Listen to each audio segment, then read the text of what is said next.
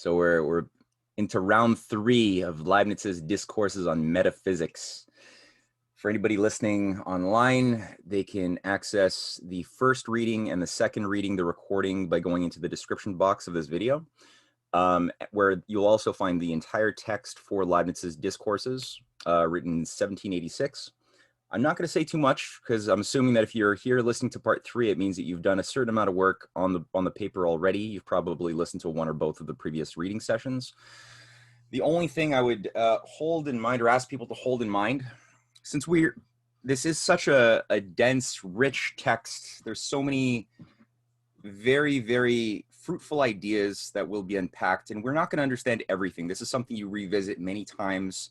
And Leibniz is on a very high level in his thinking, but he is essentially creating an entirely new school of physical science that had never been real. It had never existed before in the form that it took with him and then afterwards.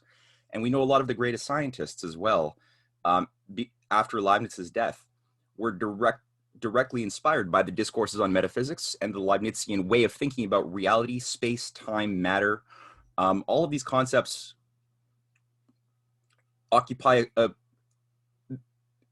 express a concept of the creator, of God, of the creation, the observers who are trying to make sense as being made in the image of the creator, as scientists and human beings are. We all have these characteristics of being both subjective as well as objective at the same time, right? Our mind objectively exists, but it has a subjective characteristic shaped by our individual identities that are all unique. Like no two fingerprints are alike. No two identities, as similar as they may often be, will ever be alike. So we're all individuals. Yet as individuals, who are all different from each other, we have access to a sameness, a certain common quality. And so that identity, Leibniz is saying, and again, people like Riemann, like Gauss, Weber, Max Planck, whose works we recently read, all reflect the same idea that the identity of the scientist is inextricably found or affects whether they do or do not make discoveries. Because if you don't believe in certain qualities of causality, you won't find them. If you don't believe them, how would you find them, no matter how smart you are? So one of the big questions that Leibniz always has us keep in our mind is, if God is truly good, which he believes God is truly good, the creator of all that exists, but bad exists as well, evil does exist, does that mean that God is evil, since the element of the cause must flow into the effect? Or does it mean that there is no God, that it's absurd to believe in any type of God, because there is obviously things that are absurd in the world around us? There's evil things. There's things that are, I can imagine, better worlds. Why, if there was such a good God who is so perfect, then why did he not create one of these better worlds that I could imagine? There's so many problems. So these are some of the questions that will then touch on matters of free will and other things. So I don't want to say too much more, but just keep those questions in mind as we go on to section 15 on our reading. And I'm hoping today we're gonna stay to the text. That's the only thing that we all have to keep in mind as much as possible. Obviously, we're gonna stop, we're gonna ask questions, but we want the questions to be tied to what we're reading as much as possible, so that we're able to make progress and finish this essay at some point soon. So I'm gonna do a screen share. Who would like to start? Matt, since I have a new voter, I would like to try, so stop me if there's audio interruption. Okay, certainly. Oh wait, let me just make it a little bit bigger here as well. All right, so Quan, did you say you wanted to start? Yeah, there should be 0 audio interruption. If there's a problem, just stop me. Okay. Okay, I start.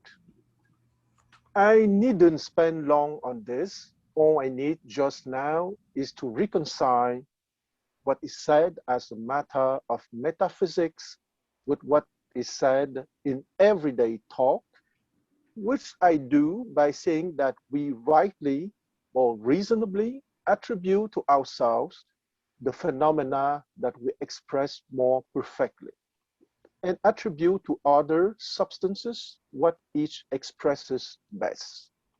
So a substance that expresses everything as every substance does, and is in that metaphorical sense infinitely extended, comes to be limited by the more or less perfect manner of its expression. This gives us a notion of how substances obstruct or limit one another. And consequently, we can say that in this sense, they act on one another and are obliged to adjust themselves to one another, so to speak. I What forgot to follows? mention, Quan, I'm so sorry. I just realized that he's adding to something that we had just read, which I might just say one thing about this. There's a Yes, paradox about the infinite and the finite that's always here. It's all across Plato's works, and you're going to find that this is pure Plato. Is how do you reconcile the coexistence of the infiniteness that we can see as a universal in everything we're looking for, as well as the boundedness in space and time, the finiteness of everything too. So if everything participates in God, who has no bounds, is not finite in that sense, then how does everything which has an infinite quality to it, like for example, one quick example is from a Platonic perspective, there's infinite possible types of cats, but they're all organized by an idea of catness, right? There's a universal cat quality as an essence, which is more than the individual cat expressions of cat, panther, tiger, house cat, whatever. So how do these things coexist? And he's dealing and addressing with this boundedness as well, and every substance having, as he says here, a notion of how substances obstruct or limit one another. So their limitations are coming from their coexistence to each other, which can change. Their relationships can change. And he'll probably say, yeah, I mean, I just want to get that across. continuing. Sure. Okay, so what follows is the reason why this way of speaking, though not correct as a matter of strict and basic metaphysics, is nevertheless reasonable or right in its own way. It can happen that a change that raises the level of expression of one substance lowers that of another. Now, a particular substance has power in expressing well the glory of God, and in doing that, it is less limited. And each thing, when it exercises its power, that is to say, when it is active, changes for the better and extends itself in proportion to how active it is. So when a change occurs that affects several substances, and actually all changes touch them all, I believe we can properly say that one that immediately passes to a higher level of perfection or to a more perfect expression exercises its powers and acts, and one that passes to a lower levels shows its weakness and is acted on. I hold also that every action of a substance that has perception signifies some pleasure, whereas every passivity, every instance of being acted on involves some sadness, and vice versa. It can easily happen, though, that a present advantage is destroyed by a greater evil later on, which is why we can sin when we are active or exerting our power and enjoying doing so. Matt, do you want to discuss this section before going to the 16? Sure. I think that would be useful briefly to discuss? Yeah, does anybody, what do you think, Juan? I think that you were perfectly right to interrupt me after 20 lines because it's perfectly Platonic. And I just want to read again a line, and I would like to know the opinions of the other two. Hmm. But I just at the very end, okay, when he says that when you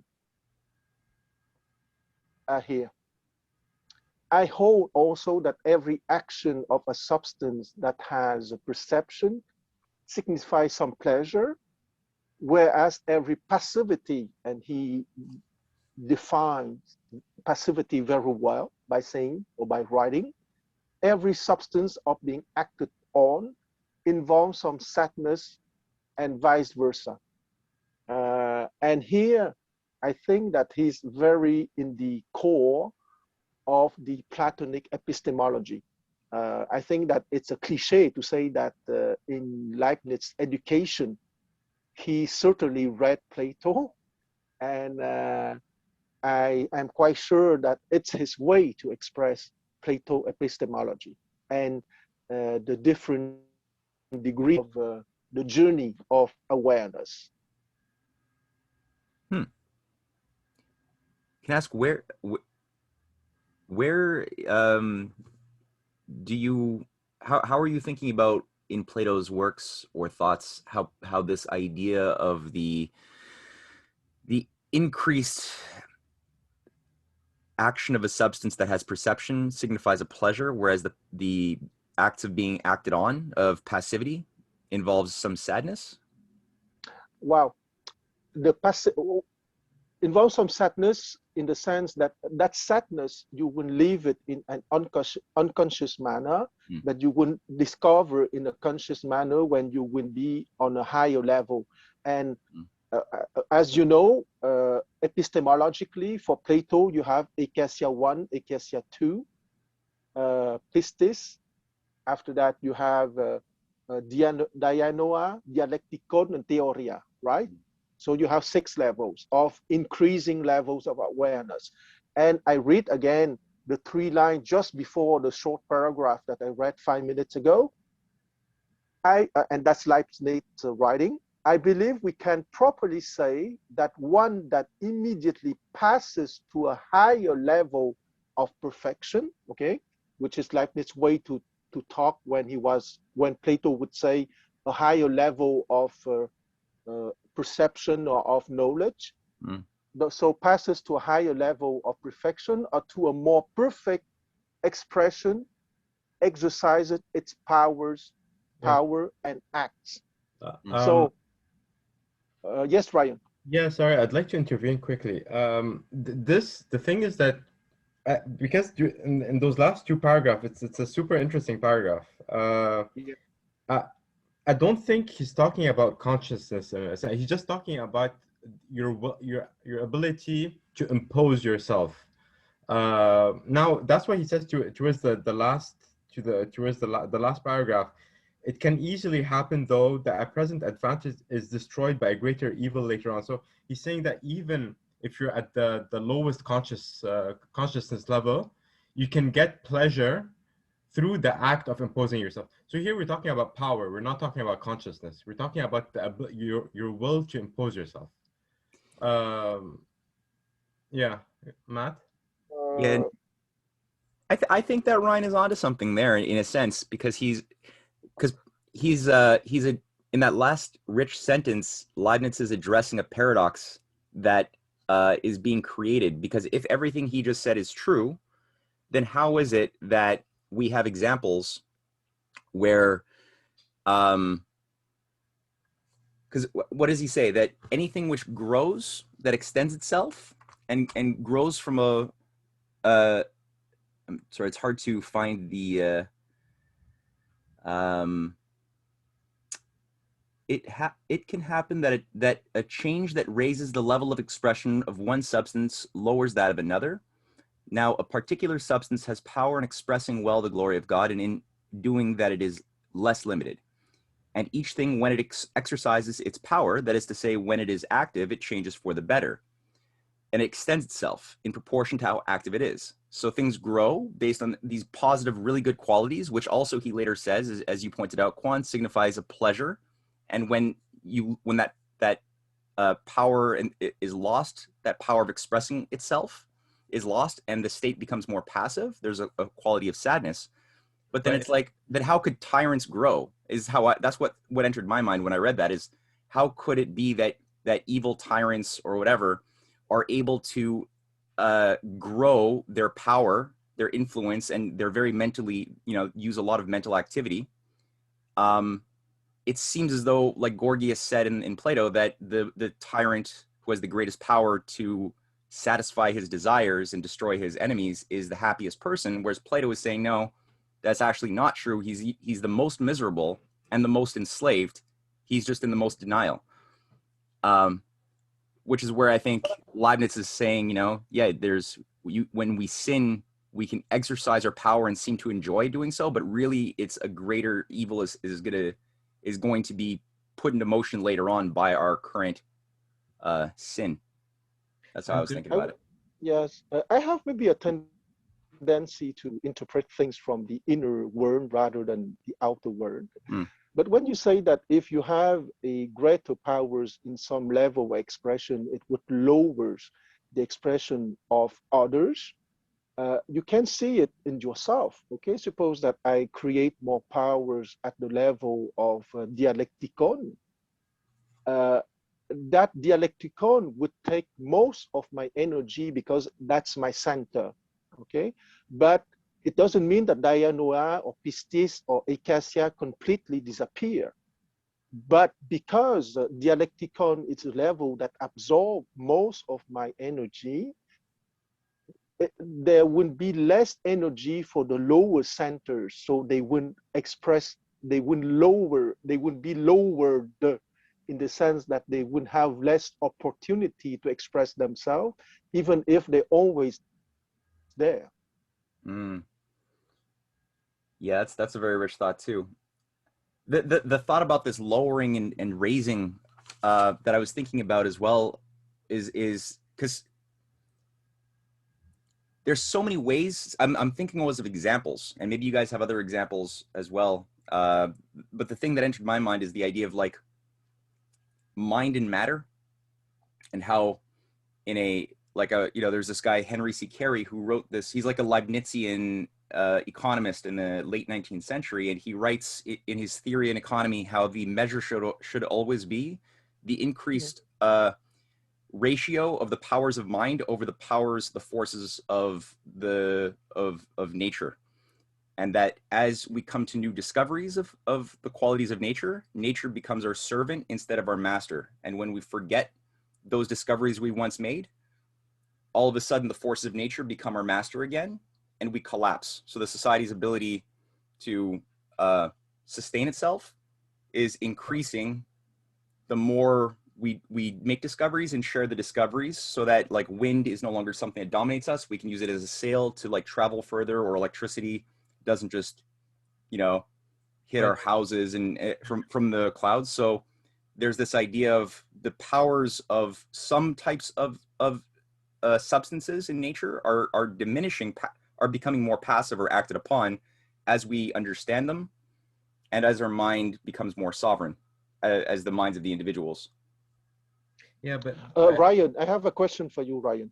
Yeah, it's just let me say just a quick thing. The thing is that, so because over here it's what we're trying to focus on is understanding, because when he says the will or activity or exerting our power, all of that is in the realm of the will, of the, I don't know how you could describe it, but the will or energy, let's say. And then he offers another world, which is the world of consciousness, which is another world. Okay, this is the one that you try to elevate yourself towards. I just want to get I don't have a very clear idea of the interaction between both of these worlds and both of these realms, and how he's able to somehow get them together.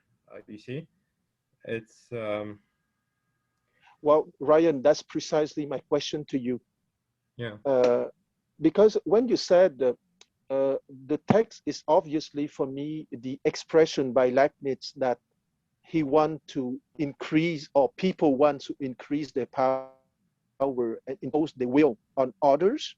yeah. Uh, uh, I was not, I did not understand. I understood what you said because you said it in a clear manner, but do you mean with a good intention or with a bad intention, or the dimension of intention is not important or not included in the text? I think right now the dimension of intention is not included. We're talking about pure power, pure your ability to impose yourself.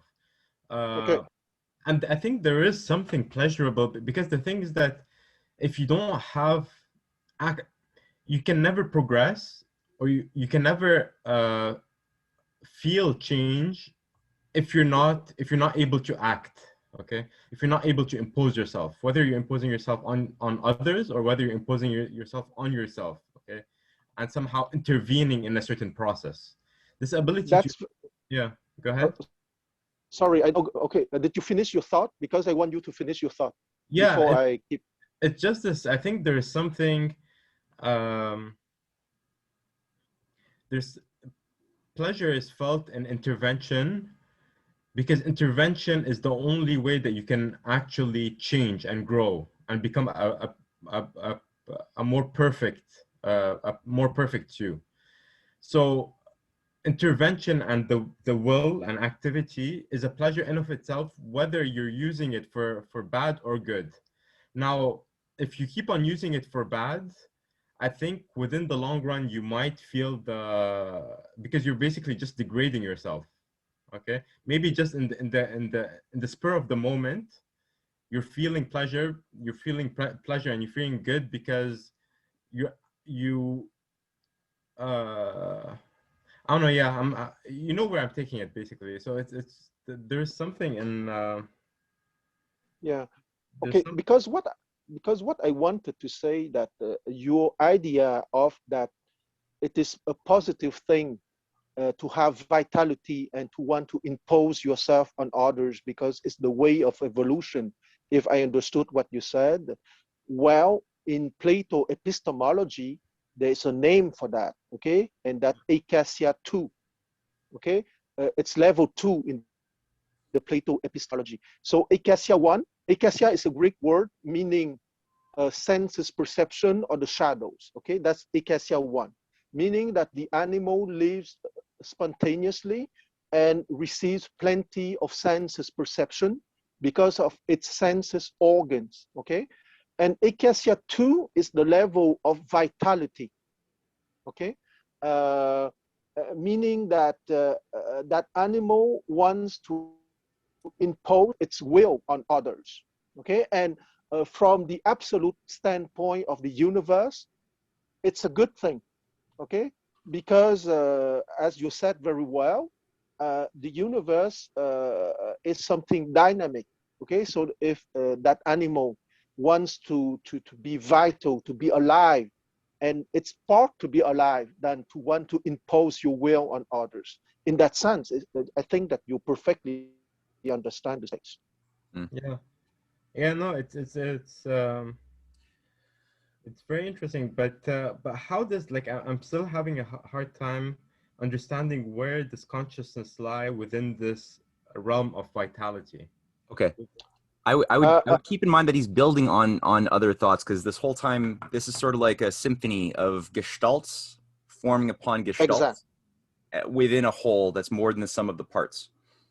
That's a theme Yes. that you'll always see coming up. So earlier, Uh, oh, Matthew, yeah, sorry to interrupt you, yeah, because I think that I have a metaphor that could be useful for okay, us. yeah, please. Uh, Consciousness is at different level of dynamism. Imagine the sun, okay? You know that the temperature outside the sun is not as hot as temperature at the middle of the sun or at the core of the sun, okay? So a consciousness is like that. Okay, Plato's epistemology, and you know that for him, the supreme consciousness is called the Son of the Absolute. That's why the image of the Son comes to my mind. So you have the external manifestation of consciousness with the less dynamism, or it's the less dynamic, and with the journey to the center of the Son, you will get the most extraordinary, the most dynamic, the most powerful level of consciousness. Yeah. So what you're saying is basically that with each level of consciousness, you're getting a new potential of vitality? Yes, but he will give new names, okay? Because he will say Ecasia 1, Ecasia 2, Pistis, Dianoa, Dialecon, Theoria. So at each level of consciousness, he will give new names, but you can name it vitality 1, 2, 3, 4, 5, 6. Yeah.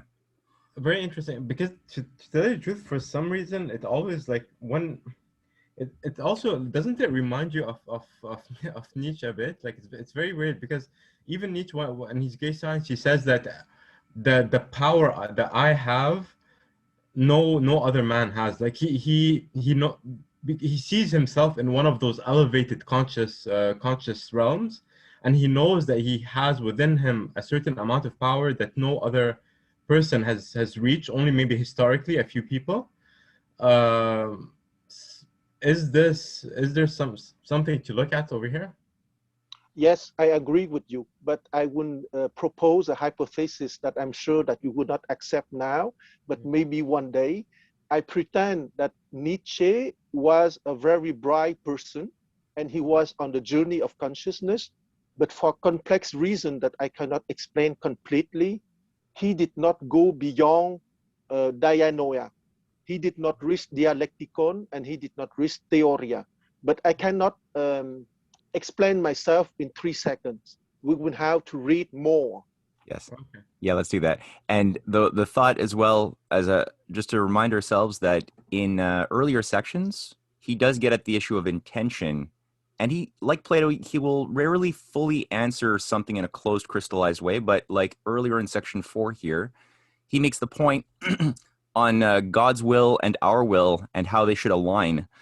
That where he says, so far as we can judge what God wants in a general way, we should act in accordance with that, doing our very best to contribute to the general good, and in particular to adorning and perfecting the things that concern us, the things that are within reach. So the general and the particular, right? The two states of good. Sometimes they don't manifest, though. And he says the outcome may show that in a particular instance, God didn't want our goodwill to have its effect.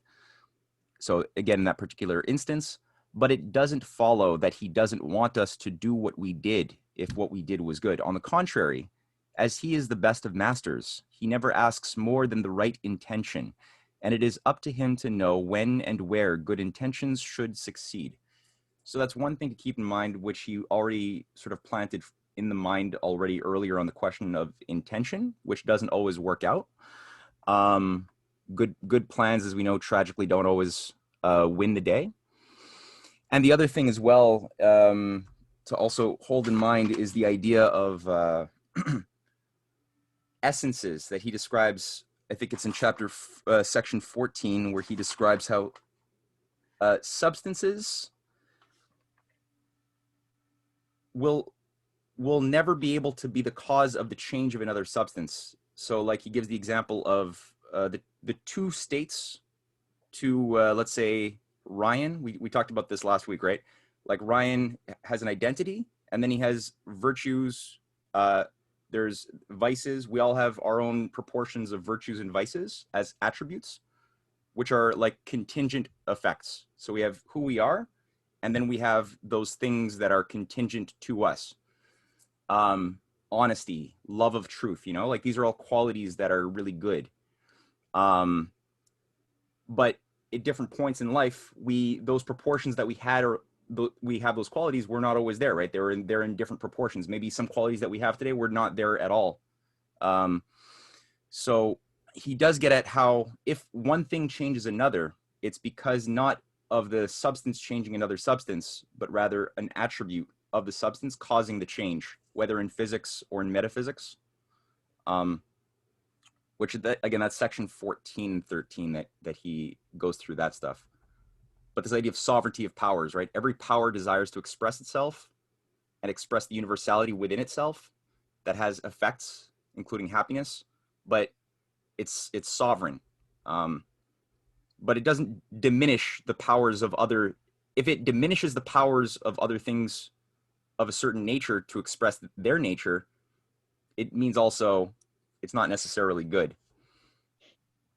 But I would say that the other things that are being oppressed by the first one, they also have the responsibility to increase their own power. That's true. That's a tough one. That's paradoxical. Well, yes, because I think that the core of the universe is freedom, okay? So animal A is allowed to oppress animal B, but animal B has the responsibility to increase its own power. Are you saying like the rabbits that are hunted by the eagles have to reproduce themselves like rabbits? Or do you mean it in another way? I would say that it's part of the answer, certainly, because the rabbit would not have the claws of the eagle. I wouldn't have to fight the eagle with its own power. Its power of running fast, survival. It has to develop attributes to thrive and flourish to make up for that which it lacks. Good point. Yeah, because when you see a snake eating a killed rabbit, of course, because we are mammals, we say, oh, poor rabbit, okay? But let's be fair, the snake has the right to eat and to survive. I think it goes also, but so Leibniz is saying that a substance, like no one substance can affect the other in 14, right? The exact wording I have to review, but that yeah, it's where he's describing. I wouldn't at the moment. 14 is pretty big, so I wouldn't suggest we reread all of 14, unfortunately. But yeah, that essentially all substances they're sovereign. I think he uses the word sovereign. Yeah, this gets at his idea of a monad, which he's going to develop on later on as well. Yeah, but it's very interesting because the thing is that even so, just in the last 10-15 minutes, we extracted 3-4 very, very important issues. Okay, one, we said we looked at so the first that we looked at vitality and activity by saying, and then we came to what Juan said. So this relationship between vitality and consciousness, that every single consciousness has a certain potential of action or potential of vitality, potential of power. Okay. Number two, we came to say, we said that, okay, every substance is sovereign in of itself, right? And then we also said that an attribute of a substance does not define that substance, but the attribute, you said something, Matthew, you said that the attribute pushes you said something, affects that substance, or?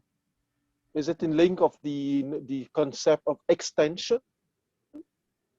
That is, just trying to find it in the text here. Okay, I think I have the line here.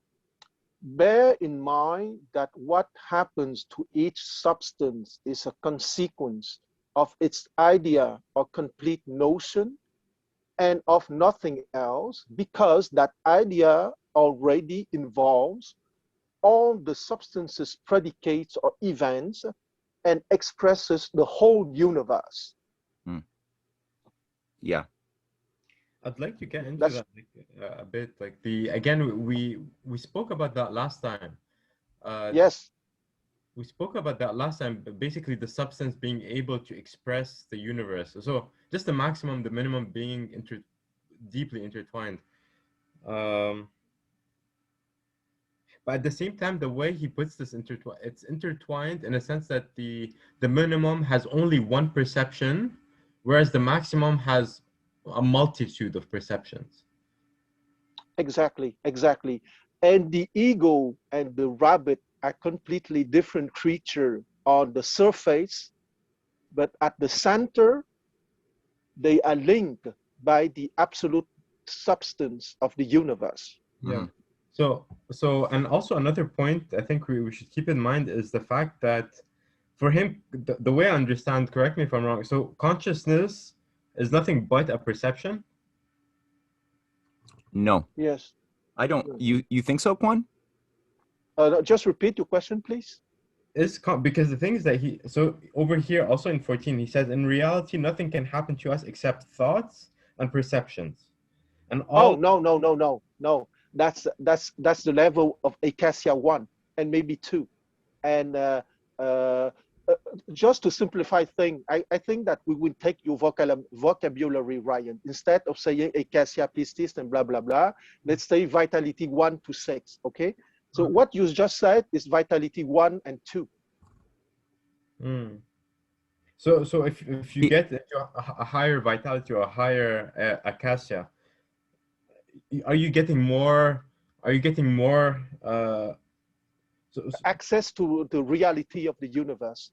Because the more you advance in the journey of consciousness, the more you will have a deeper understanding of the universe and of its how it is created, if you want. But that access is nothing but a new perception. Yes, a higher level of dynamism. Yeah, he's also getting at I forget if it's in 14 or 13 where he describes how the perceptions that we all have as perceptions are all true as far as they are perceptions, but the problem comes in the judgment. With judgment. Remember that, right? Here it's written here on your left. So and as God's view is always correct, so too are our perceptions. Where we go wrong is in our judgments. Exactly, yeah. And that in wiser judgments, as we learn to see in a new way where our judgment is enhanced, our ability to fit with future events, to foresee the future, is also enhanced. Where it says this enables us to set up rules which we can use to guide our conduct and which are justified by their fit with future events. So that's another condition for as a guide of the right way or unfruitful way of thinking. So that we can often judge the future by the past without falling into error. But the thing is that judgment is inevitable. Like you cannot not judge based on what your current nature is, based on what your current condition is. Yeah, so that's where he's asking how do we change our condition? What allows for the change of condition to go from states where we were ignorant into states where we have true knowledge? That transformation has to happen, but what allows that to happen that gives you these better attributes and effects? But that's very tough because the thing is that it's like a circle in a sense that in order to change that condition and to go to a higher perception or a higher level of self, you need a better type of judgment, better quality of judgment. Exactly. Yes. But for some reason, your current judgment is inevitable to your, like you cannot, based on your current, you cannot. I don't know. It's like your judgment conditions your current condition, and your condition conditions your judgment. You see? Yes. Well, Ryan, but keep the paradox though. Oh, sorry. Yeah. Right. No, sorry. Ryan, you're perfectly right. But let's not forget, the person is prisoner of his or her present actual level of judgment. I agree with you. But do you think that it's impossible to have higher judgment if you make the effort to do it? Yeah, but the thing is that I think it comes, yeah, no, it's definitely possible. But the thing is that I think you need to struggle, and there's also in order to go from one level to another, struggle or suffering is inevitable. Like you will never be able to be conscious of your own this need to go up if you haven't suffered in the first level. Agreed. Yes, or Let's if you let's move though to part 16 because we do want to finish this Yeah. year. this year. um, these are great. These are wonderful paradoxes, wonderful things to hold in mind. We're going to talk about miracles now because this is a big thing. Keeping in mind, in Leibniz's day, a lot of the people, especially in the courts and the intelligentsia, they're still also having trouble with the idea of how natural law exists, is discoverable, but also the literal interpretation of miracles in the Bible, walking on water, bringing people back from the dead, other things. So how a lot of people would say, oh, science, the new science is heretical because it's trying to explain everything naturally, and they lead you into atheism, which is what was happening. You know, a lot of these materialists were making people atheists. But he's like, there's still value in being mentally rigorous. Don't reject it. But at the same time, how do we maintain our piety and love of God and also belief in miracles at the same time as we believe in science? How can they harmonize? So this is what he's addressing now, partially in chapter 16 or section 16. So Eureka, you wanna read this one? My remaining task is to explain how it is possible that God should sometimes have influence on men or on other substances by an out of the ordinary or miraculous concourse. Did you want to read this part, Matt? I guess it's the translator who says Leibniz's word concourse can mean cooperation, or more weakly, going along or permitting. He ties it to influence in French, suggesting that in these cases, God acts upon men and other substances, though that is not his considered view about what happens. I don't know, that might not be so useful. Anyway, go on. This question arises because whatever happens to created substances is purely a consequence of their nature, which seems to imply that nothing extraordinary or miraculous can happen to them. Remember, though, what I said above about the place of miracles in the universe, that they always conform to the universal law of the general order, even though they override subordinate rules and are in that sense out of the ordinary. And since each person and each substance is like a little world that expresses the larger world, anything that happens within a substance belongs to the general order of the universe, which is indeed expressed by the essence or individual notion of that substance. Yet an extraordinary action by God on a single substance, though it does conform to the general order, can still be called miraculous. This is why if we include in our nature everything that it expresses, nothing is supernatural to it because it extends to everything. Because an effect always expresses its cause, and God is the true cause of substances. But the powers and the limits of our nature come, as I have just explained, from the fact about what it expresses more perfectly, and for that reason, what it expresses more perfectly belongs to it in a particular manner. Many things are beyond the powers of our nature, indeed of all limited natures. So in order to make this easier to grasp, I say that what marks off miracles and the extraordinary concourse of God is that they cannot be foreseen by the reasoning of any created mind, however enlightened, because no such mind can rise to having a clear view of the general order. On the other hand, everything that is called natural depends on less general rules that created things can understand. In order, then, to have not only meanings but words that are above reproach, it would be good if we linked certain modes of speech with certain thoughts in the following way. We can use our essence to stand for something, including all that we express, however imperfectly. And in that sense, our essence has no limits with God himself. I'm sorry, I skipped one line.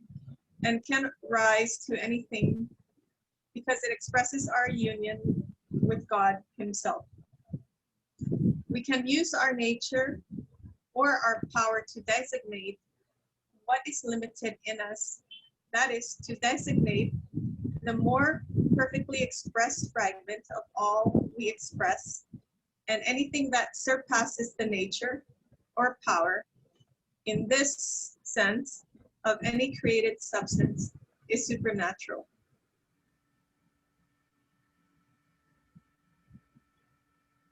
Any Continue?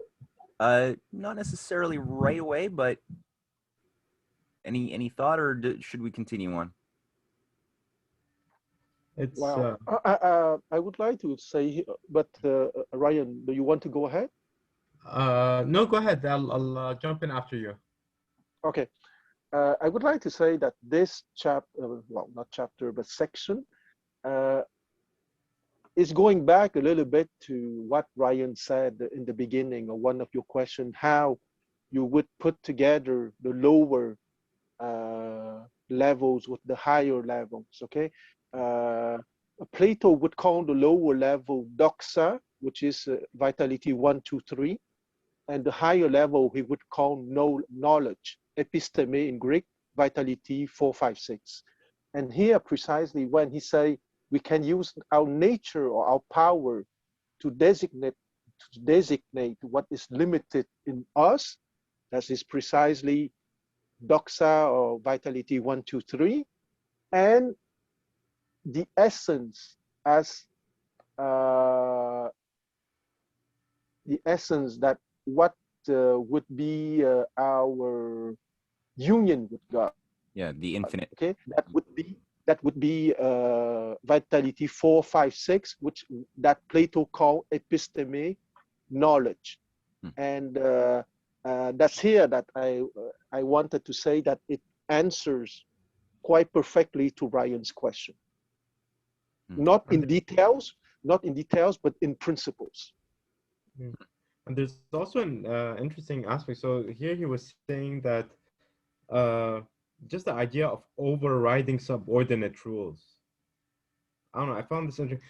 So when he says, okay, remember though, what I said above about the place of miracles in the universe, that they always conform to the universal law of the general order, even though they override subordinate rules. Yes. And are in that sense out of the ordinary.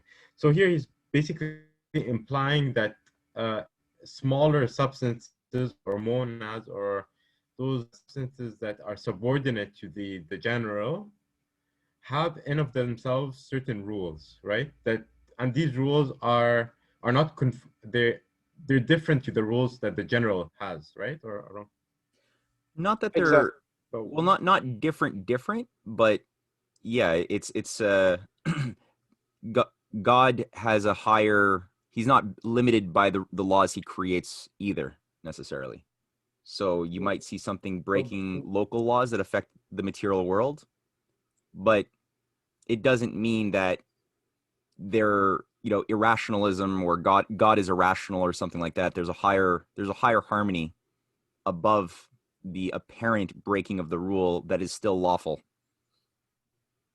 Exactly. So when he says rule and subordinate rule, he's talking about the material laws of the material world. Mm-hmm. Yes. That's well, the laws that reflects in the phenomena.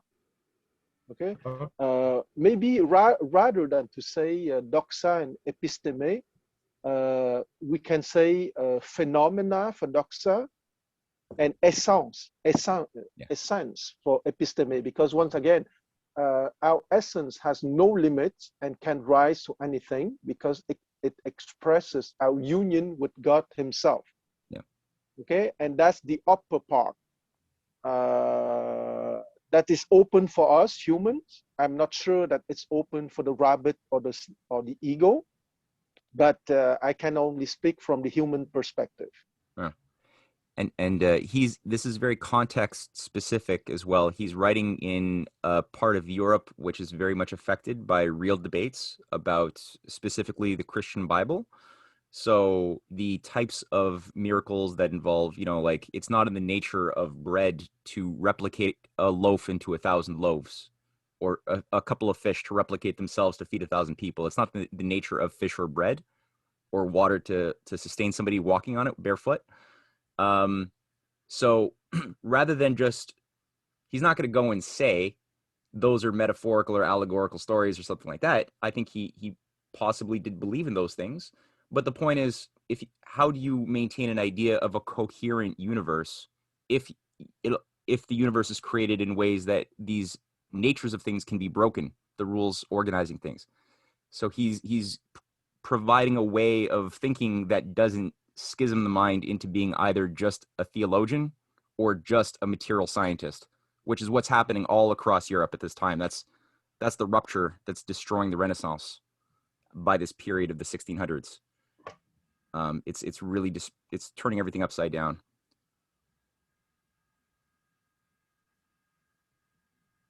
Exactly, or maybe not turning everything upside down, but to close the door to the second floor. Closing the door, it's closing potential off. Yeah, it's destroying potentials that are good, that should happen. Yeah. And keep in mind for my class as well, right? This is right after the 30 Years' War has just ended, but it's still an age of turmoil and war. And very few people are really trying to defend or bring back, revive the Renaissance traditions at this point. Everyone's being absorbed by the materialist schools of Descartes and Newton and John Locke. Everyone's falling for that. So yeah, that's just firmly in Leibniz's mind. It's always useful to just get back into how is Leibniz thinking? What's his intention? What's his purpose writing what he's writing?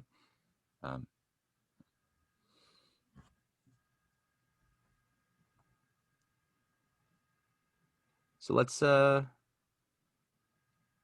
guys go on to number 17 here? Or you have any more thoughts you want to share for 16? I think we can go to 17. Okay. Eureka, you wanna read that one too?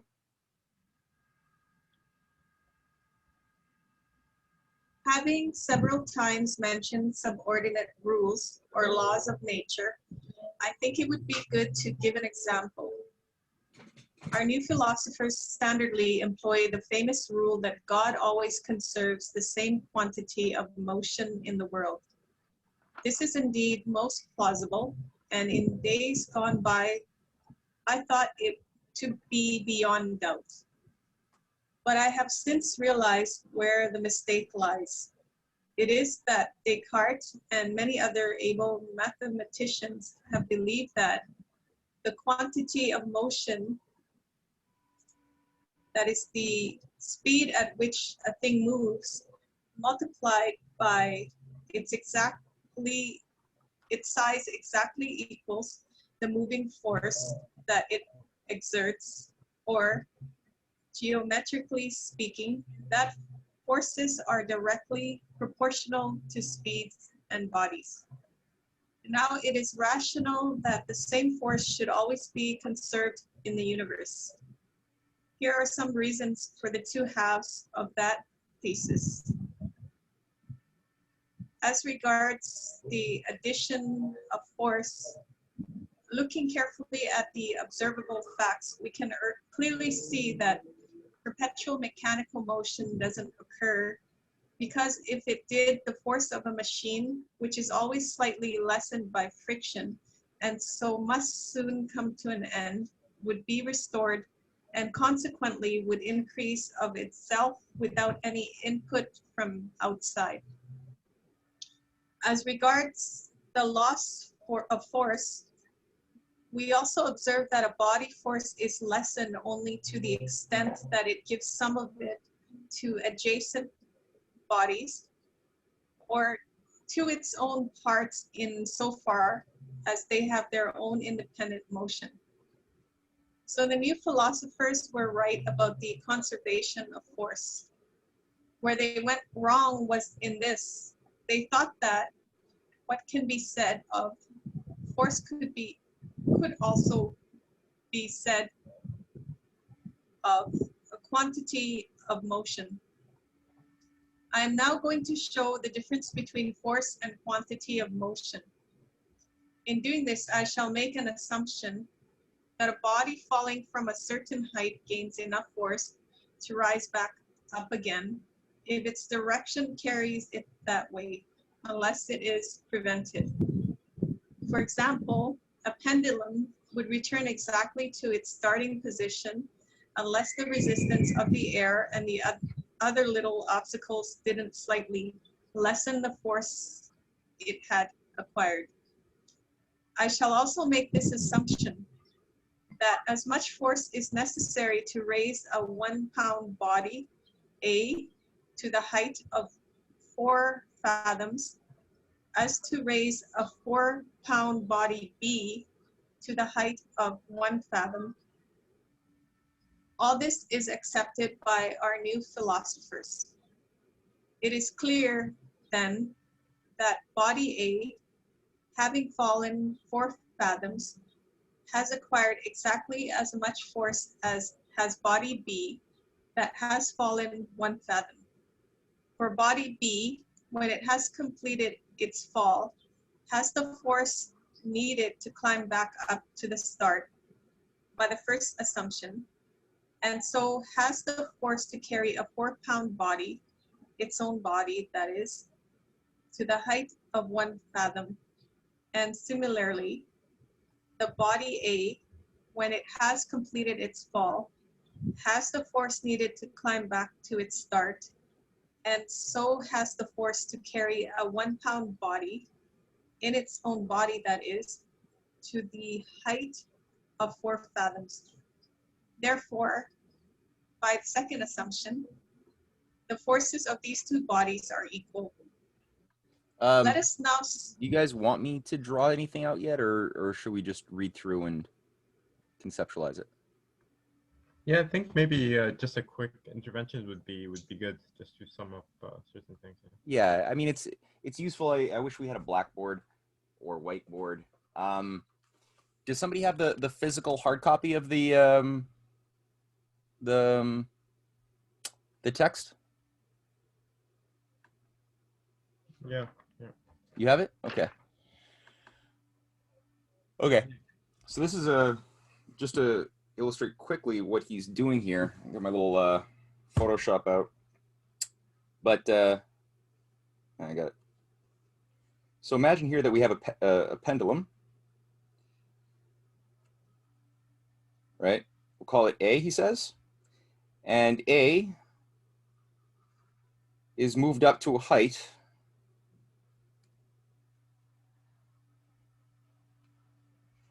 you guys can see that? Of 4 fathoms, right? This is 1 pound. So at a certain amount of energy hits that and induces a certain amount of force hits A and moves it up 4 fathoms. Now he says there's another more heavy weight B, which receives a certain amount of force as energy, and it moves up. It moves up 1 fathom. And it's 4 pounds. So there's a certain dominant theory that had been dominant, especially since Descartes' time, that the equation for force, which is the same as quantity of motion, that these are two interchangeable terms, and that to discover what that is simply requires that you take the mass of something, multiply it by the speed, and you get force, aka quantity of motion.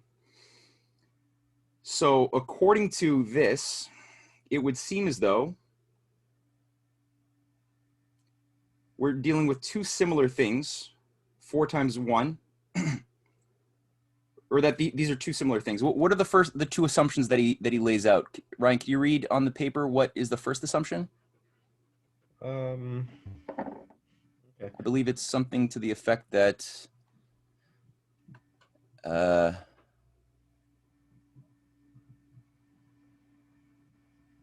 okay, that as much force is necessary to raise a 1 pound A to a height of 4 fathoms as to raise a 4 pound body B to the height of 1 fathom.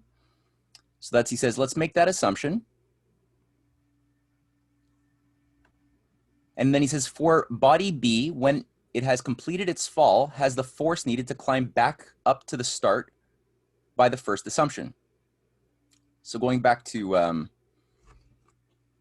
if we're a pendulum, it's gonna, if it goes backwards, like A now goes back to its first one, to point A is no longer high, it swings back downwards. It has enough force to go back to the same height, 4 fathoms in the opposite direction, and do that again in both directions. Just like B has the force to go as high as 1 fathom in the opposite direction, and then swing backwards, back to the same. Now, there are no perpetual motion machines because there is friction, as he says, right? So it does wind down. But let's keep reading that and see, where does he go from there? So we have the formula, mass times speed. Let's see how do we get the speed?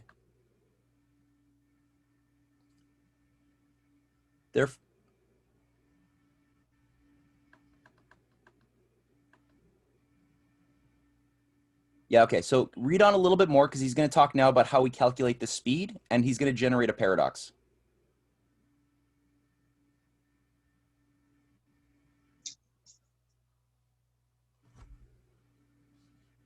Continue. Yeah. Let us now see whether the quantities of motion are the same on one side as on the other. Here they will be surprised to find that there is a very great difference. For Galileo has demonstrated that the speed acquired in A's fall is double the speed acquired in B's, although the height is quadruple. So let us multiply body A equals 1 by its speed equals 2, and the resultant quantity of motion equals 2. On the other hand, multiply the body B equals 4 by its speed equals 1, and the resultant quantity of motion equals 4. Therefore, the quantity of motion of body A at the end of its fall is half that of body B at the end of its fall, yet their forces are equal. So quantity of motion is clearly different from force QED. This shows how force should be calculated from the size of the effect it can produce. For example, by the height to which a heavy body of a particular size and type can be raised, which is very different from the speed it can reach. To double the speed, you must more than double the force.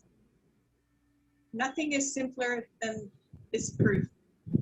And Descartes got this wrong through putting too much trust in his thoughts, even when they were not properly matured. But I am amazed that his followers have not since recognized this mistake. They are, I'm afraid, starting to resemble some of the Aristotelians whom they mock, getting into their habit of consulting their master's book rather than reason and nature. Okay. All right, so let's just continue that.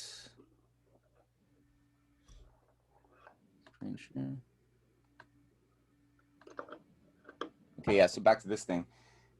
According to a certain formula that had been dominant, there was this idea that that these forces were essentially equal, because the idea was, you take 4 pounds times 1 foot, which is somehow supposed to give you the speed function, and then that gives you 4, which is very much the same result if you take a 1 pound body, you multiply it by 4, the 4 fathoms, which is supposed to be equivalent to the speed function in Descartes' world, which gives you 4. So there should be the same result as far as the force. So, you know, you can imagine if that pendulum here at A was going backwards and it struck a 4-pound B, if 4 pounds, if it struck something bigger, it would be able to raise it 1 fathom, according to this formula. Now that all seems well and good, that the forces are equal. Just like if you took a 1 pound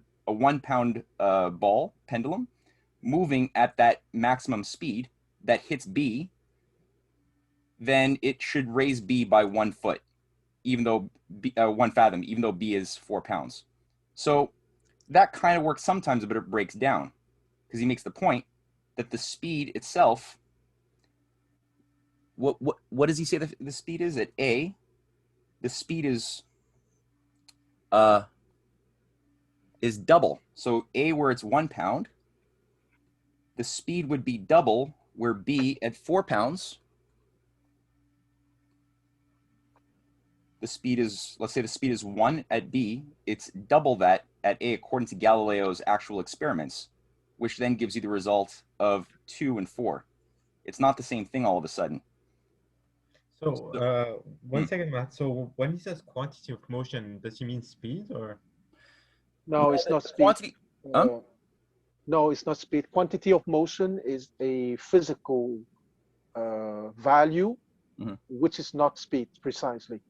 It's something classical and accepted in physics. Yeah, and Descartes used a certain assumption which was wrong, that force and quantity of motion were equivalent, and that there was a certain preservation of force, aka quantity of motion, everywhere in the universe, which is actually not true. Leibniz doesn't believe that, and he is trying to get people to look at what the physics actually show us, which Descartes wasn't looking at.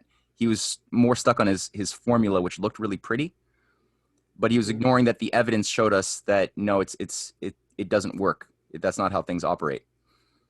Yes. But what's so what's quantity of motion? It's mass multiplied by the speed. Okay. Yeah. So okay, so it's not force. It's not force. Not force, no. Well, here he wanted to show that you need to think deeper and not to be too excited by a preliminary result. Yeah. Because it's true that there is a concept in physics called quantity of movement, noted as letter P equal m times v, okay, mass multiplied by speed. But Descartes, in his juvenile excitation, thought that it was all and assimilated that to force, which is something more complicated and needed deeper thoughts and experiments. Mm-hmm. And in another place, Leibniz continues this idea in his Specimen Dynamicum, where he gives a really lovely paradox of a 1 pound of a 1 pound object moving at 1,000 miles an hour, and a 1,000-pound object moving at 1 mile an hour. And he says, according to Descartes' formula, they would cause the same destruction. But you could imagine, like, if you get hit by an 18-wheeler truck moving at 1 mile an hour, you're okay. But if a little bullet hits you traveling at 1,000 miles an hour, you're easily dead. So it's not the same thing at all. Like, there's an idea of energy flux density that Descartes doesn't look at because he's mathematizing everything and not looking at quality of organization, which is what Leibniz is looking at. There's a certain power to accomplish work, which is absent in the Descartes world. Yeah, exactly. And here I think that it's the perfect example that math is important, but you need to keep common sense. Okay, as sometimes I use my calculator to make some calculations precisely, but when I got the result by the machine, I also use my common sense to interpret the value of given by the machine. Mm. Mm. Mm-hmm. Yeah. Yeah.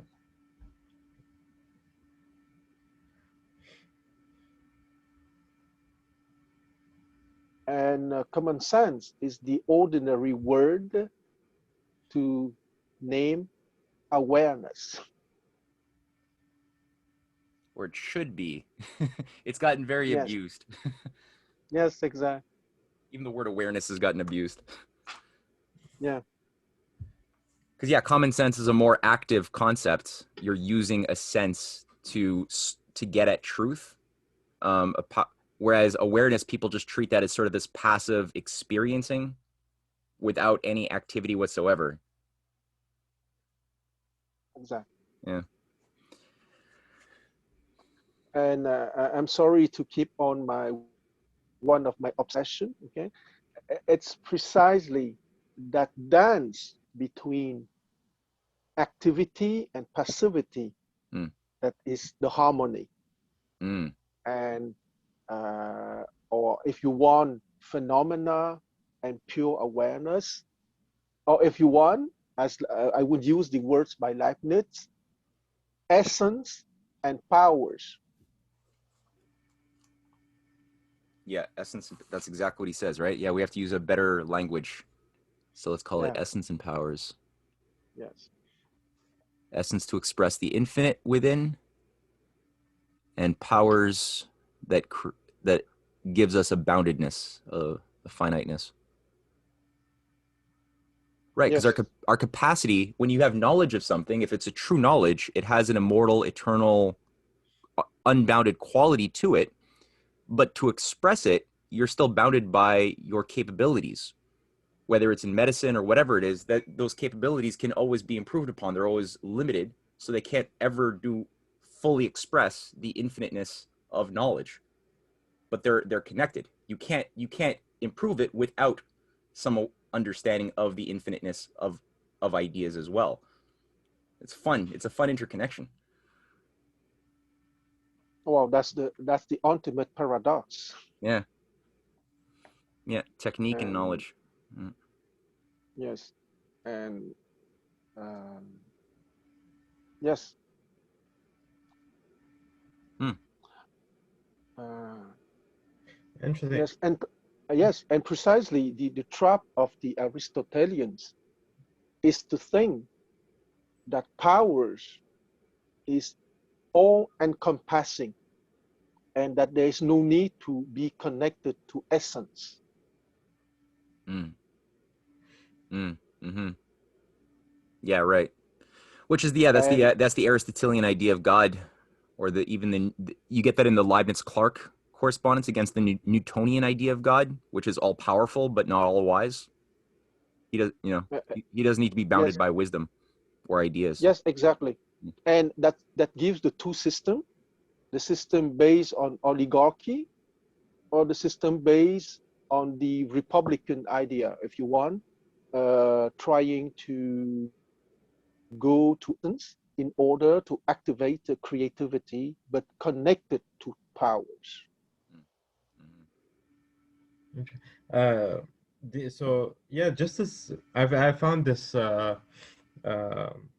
you know, what you said basically of essence and power and how each one refers to something, just to be very interesting. So you're saying that essence is in of itself an infinite quality, seeing that we are connected to a higher essence. So in that, essentially, we are infinite, but our power is by nature limited.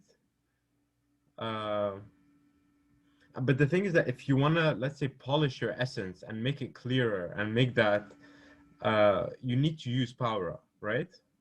Am I making sense or? Uh, I would say uh, being in essence will give you the capability to use fully your powers.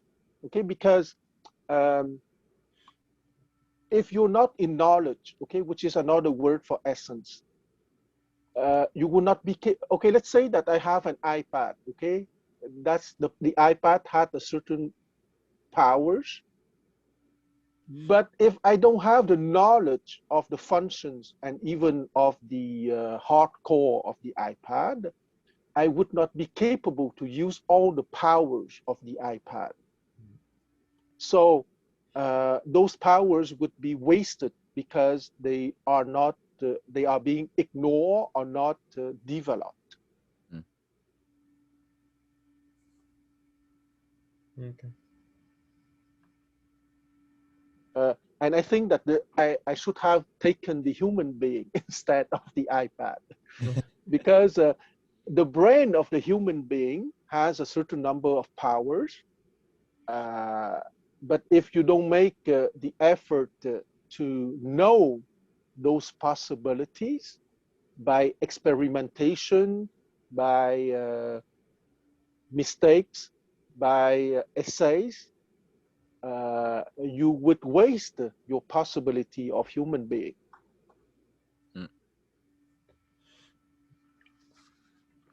I agree. Yeah, I think these are good thoughts. These are very good thoughts. Shall we move on to number 18? Okay. Who would like to read number 18? I can go ahead if you guys want. Do it. Yeah. Okay. So this point about how force differs from quantity of motion is of some importance, not only in physics and in mechanics for discovering the true laws of nature and rules of motion, and indeed for correcting some practical errors that have glided into the writings of certain able mathematicians, but also in metaphysics for understanding its principles better. What follows illustrates point 2. Motion, if one considers only what is strictly if one considers only what is strictly Consistent. If one considers only what is strictly consists in just in itself, namely change of place, is not an entirely real thing.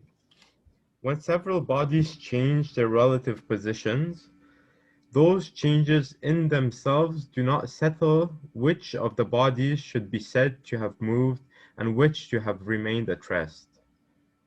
I could show this geometrically, if I were willing to interrupt myself to do so. But the force of immediate cause behind those changes has more reality to it. Interesting. Mm-hmm. And there is an adequate basis for ascribing it to one body rather to another. That being our only way to know to which body the motion mainly belongs. Now, this force is something different from size, shape, and motion. And this shows us that, contrary to what our moderns have talked themselves into believing, not everything that we can conceive in bodies is a matter of extension and its modification. So here again, we have to reintroduce certain beings or forms that the moderns have banished. And it becomes more and more apparent that although all particular natural events can be explained mathematically or mechanically by those who understand them, the general principles of corporeal nature and even the somewhat less general principles of mechanics belong to metaphysics rather than to geometry. Okay. Maybe we could go over, or do you want me to keep on reading?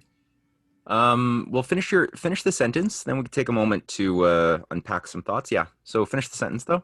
Mechanics belong to metaphysics rather than to geometry, and have to do with certain indivisible forms or natures as the causes of appearances, rather than with corporeal or extended mass. Sorry. Mm-hmm. Yeah.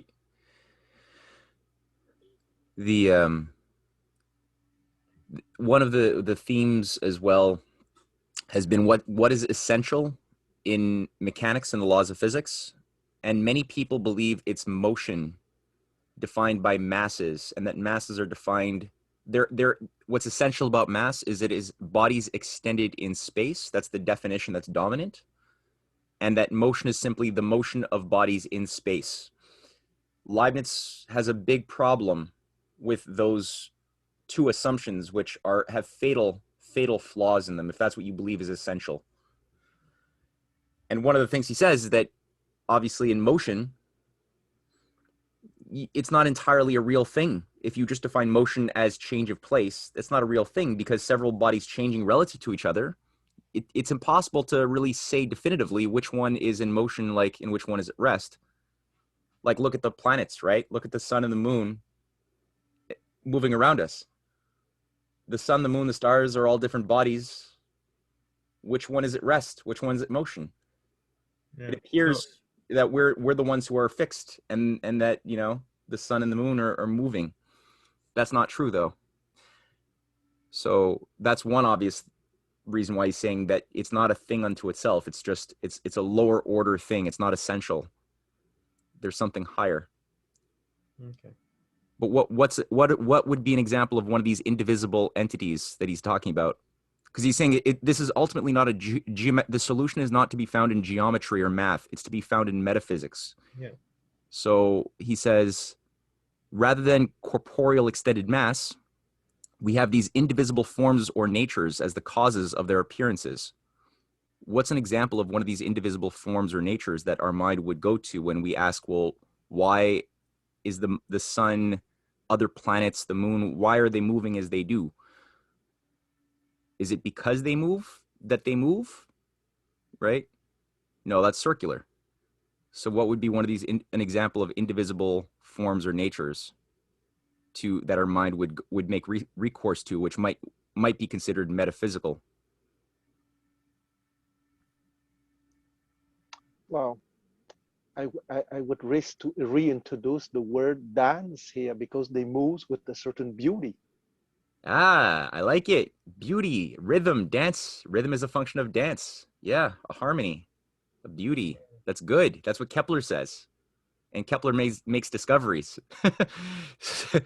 Yeah. Beauty. That's a good solution concept. Yeah, I can't cut beauty in half. I can't cut rhythm or harmony. I can't cut them in half. It's indivisible, but it's satisfactory. Sure. And I would risk to say that beauty is the first step in the divine kingdom, or in the essence kingdom. Since we are reading Leibniz, I would stick with his vocabulary. Beauty is a door, a special door to enter into essence, into the essence dimension, or to the essential dimension, if you want. Because the thing is that I think beauty is one of those things, and art is one of those things, that art being an expression of beauty is probably the only thing that has its foot in both doors. It has a feet in the material world, and it has a feet in the upper world. Exactly. Yeah. Exactly. That's why it's the inevitable intermediary between the two words. Yeah.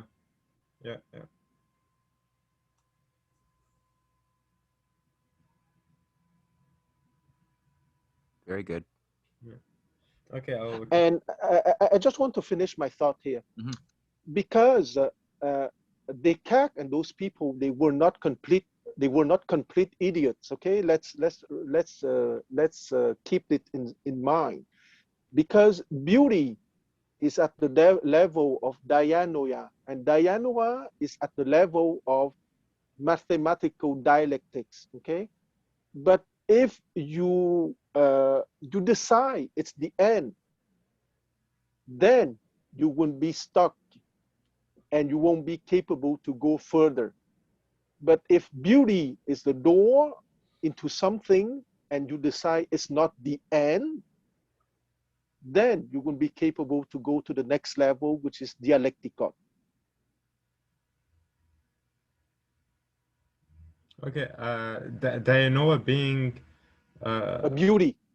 Well, Dianoa means a mathematical dialectics to be exact, but it's at the level of beauty.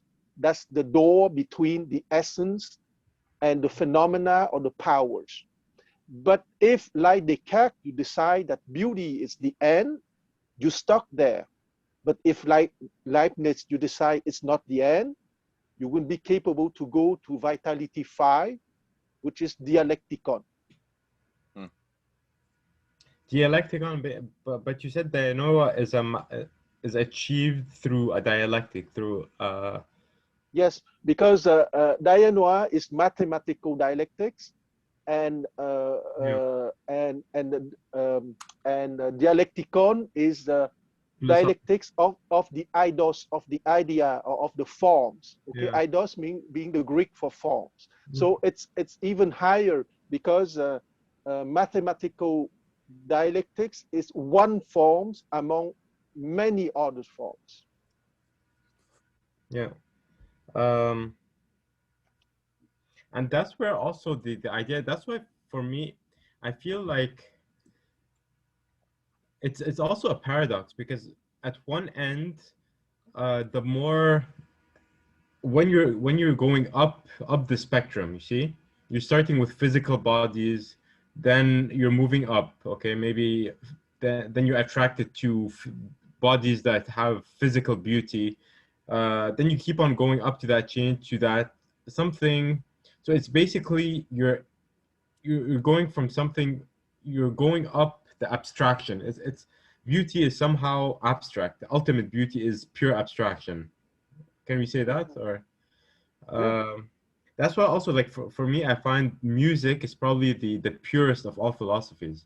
Like, it's because it somehow transcends the barriers of linguistics, uh, but at the same time, and you know that there is something communicated within whatever, within a symphony or a sonata, or what, there is a message, an idea being communicated, but somehow you're uh, you're not able to completely pinpoint it through linguistics. Yeah. No, Yeah, I think yeah, you're more directly experiencing the motion of the soul of the creator of the music inside of your own soul with a direct experience, versus other forms of art where sometimes it's I mean, you have to be open to it too, right? If you're not open to it, or you're like overthinking it, you're not necessarily accessing that higher emotional joy or melancholy or whatever that was animating the heart and mind of the creator of the piece. So you do have to be still open and not just passive experiencing. It's interesting, this idea of music. Yeah.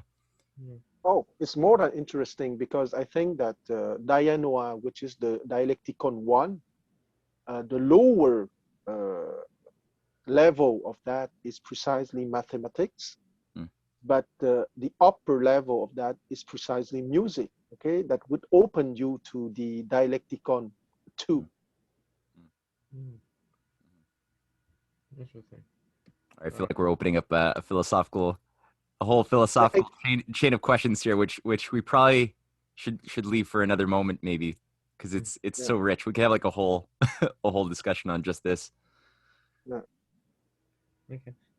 So should I continue my reading? I think so. Yeah. Okay. So, okay. So this line of thought, let me just go up and recoup maybe the last paragraph. And it becomes Yeah. more and more apparent that although all particular natural events can be explained mathematically or mechanically by those who understand them, the general principles of corporeal nature and even the somewhat less general principles of mechanics belong to metaphysics rather than to geometry, and have to do with certain indivisible forms or natures as the causes of appearances, rather than with corporeal or extended mass. This line of thought could reconcile the mechanical philosophy of the moderns with the caution of some intelligent and well-intentioned people who fear, with some reason, that we might be endangering piety by moving too far away from immaterial beings. In case that remark is too compressed, I shall now, down to the end of this section amplify it. On the one hand, my position enables us to agree with the moderns that in scientifically explaining physical events, we can proceed as though we were materialists, appealing to nothing but material bodies and their properties. On the other hand, we are saved from outright materialism, and thus from the risk of sliding into atheism, which materialism brings with it.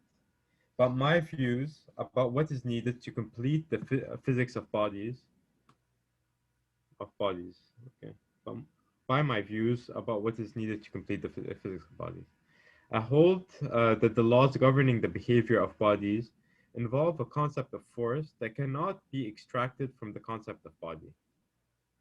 So it is sheerly additional to anything the materialists are comfortable with. And it points in the direction of immaterial beings as what might contain or exert the force. I hold that after we have established all the laws of matter, there remains the question, why are these the laws of matter?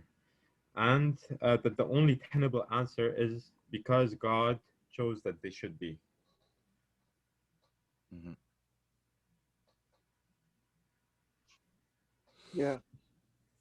And I would like to say that because God chose that they should be, might sound a little bit authoritarian, but in reality, it's not authoritarian. It's only another way to say you should go beyond powers to reach the essence. Mm-hmm.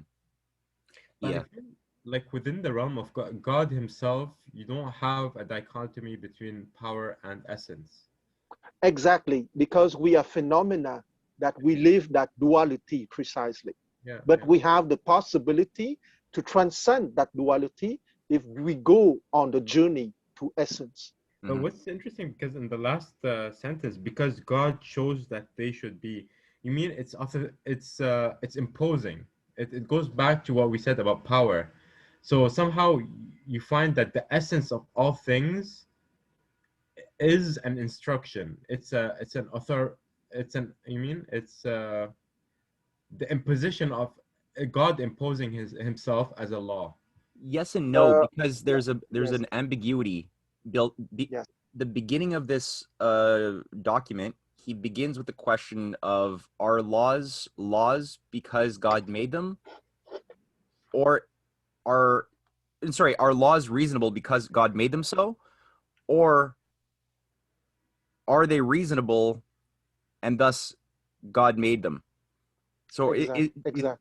does reason have intrinsic existence and that's why God is reasonable, or is that all laws should be followed just because God is all powerful? And Yeah, he's of the view that God is the perfect in both power, but also the perfect in reason and morality and goodness. He's equally perfect in all of these different qualities. And thus you can't say that something is true just simply because God made them, which has to be held in mind when you read this last sentence here, which creates I think he wants to create a bit of a space in the mind, like a bit of an ambiguity for the mind. yeah. Because it seems like he's kind of And contradicting himself in some ways.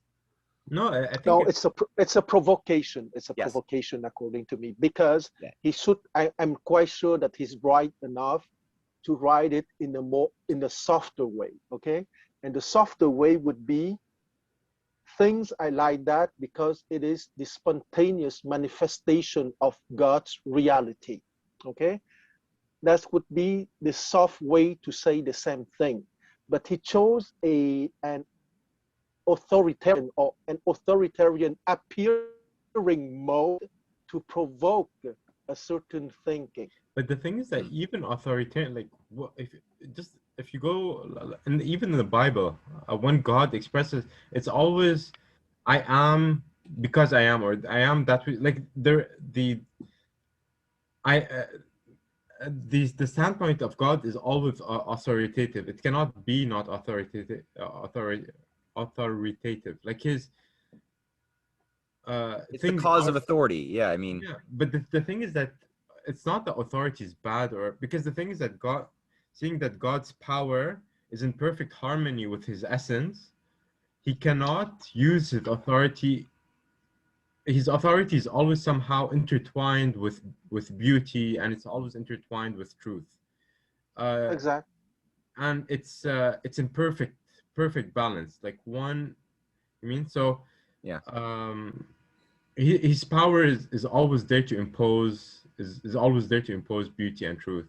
And this is Yes. where Leibniz is being attacked by Isaac Newton and the Newtonians, because they're saying, you're bad, Leibniz. You're trying to impose limits on God, and that is heretical, because God, it should be free to be bad and be irrational.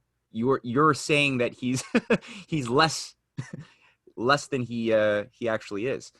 And so Leibniz is like, no, if he's truly the greatest, he's the greatest in goodness too. It's I, I think inconsistent to let him be evil.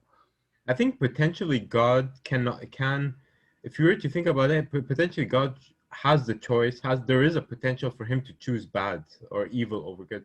Yeah. But knowing that he is an entity that's able to see everything, that's able to somehow, he chooses good because good is the only option. It's it's the only option to sustain himself, to sustain his like, I don't know. I know it's not there's no easy answer to this, but yeah, I think our minds are moving in a way that Leibniz would appreciate. Yeah. Let's should we try one more section before cutting it off for tonight? Or do we want to end it there? As you guys wish. Ooh, and I just noticed section 20, which we'll read this one next week, is on Plato's Phaedo dialogue. Oh, that's good. Forgot about that. So what do you guys want to do? Do you want to read 19, or do we want to close it off? Jasmine? Yeah. I'm going to let you. You're totally good. You're okay. Ryan, Quan, what do you guys want to do? I don't mind. All right, let's go for one more. Yeah, Okay. let's finish it. Who should read? Should I read or? Go ahead. Okay. So, as I don't like to judge people harshly, I shan't make accusations against our new philosophers who claim to expel final causes from physics. But still, I can't deny that the consequences of this view seem to me dangerous. The final cause of an event is what it was for, what goal it was aimed at, what intention it was done with.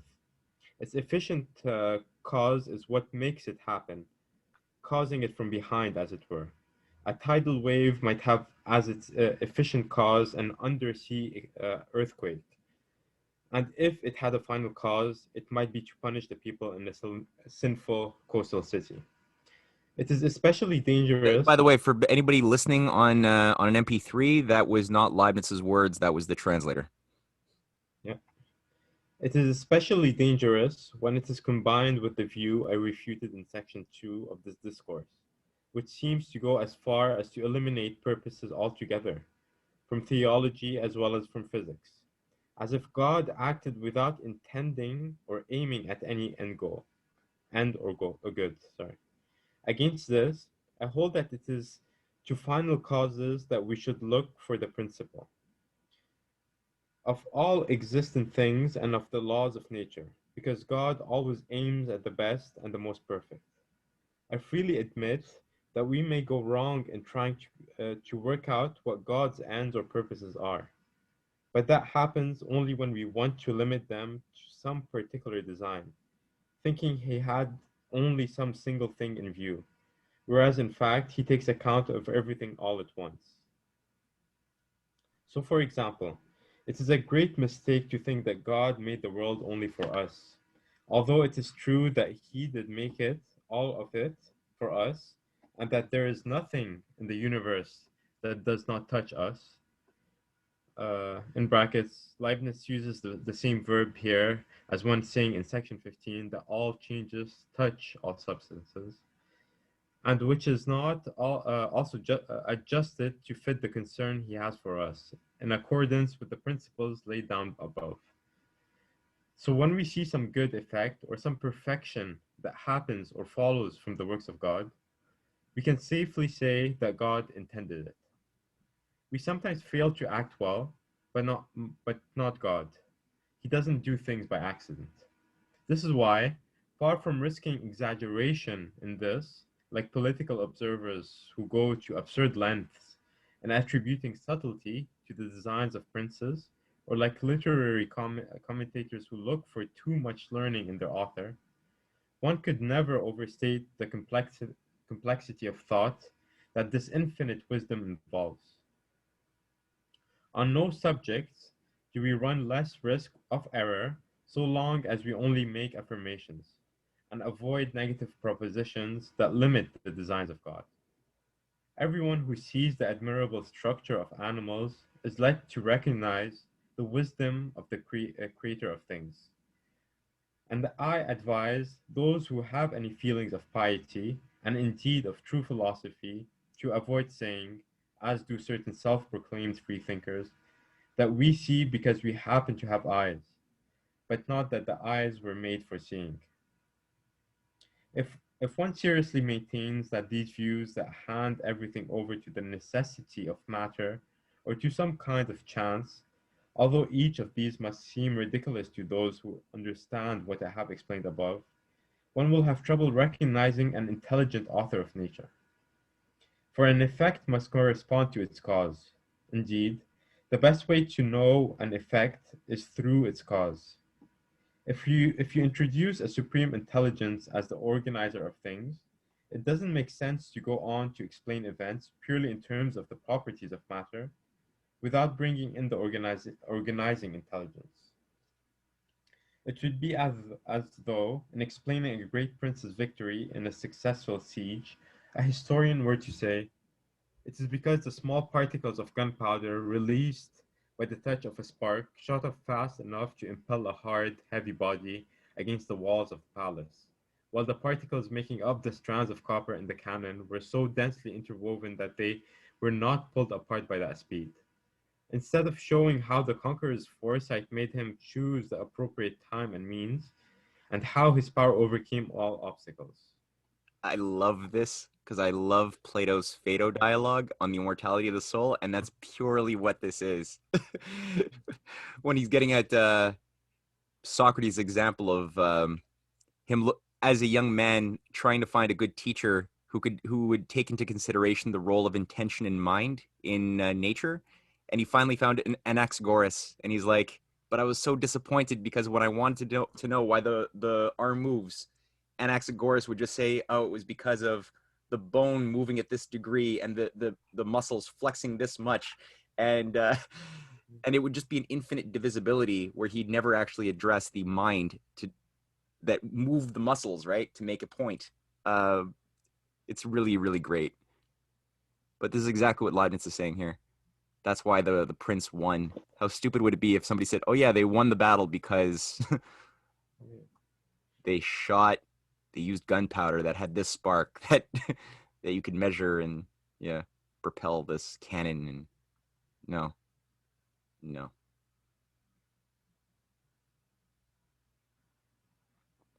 We got to read the last one, guys. We have to. Number 20? Yeah. Sure. Oh shit! And I just realized that I should have just kept my mouth shut about Anaxagoras because I just noticed that he's going to be citing from the Phaedo more than I thought. Oh well. All right. Yeah, just read. Okay. Do you guys anyone wants to have certain comments regarding section 19? Or?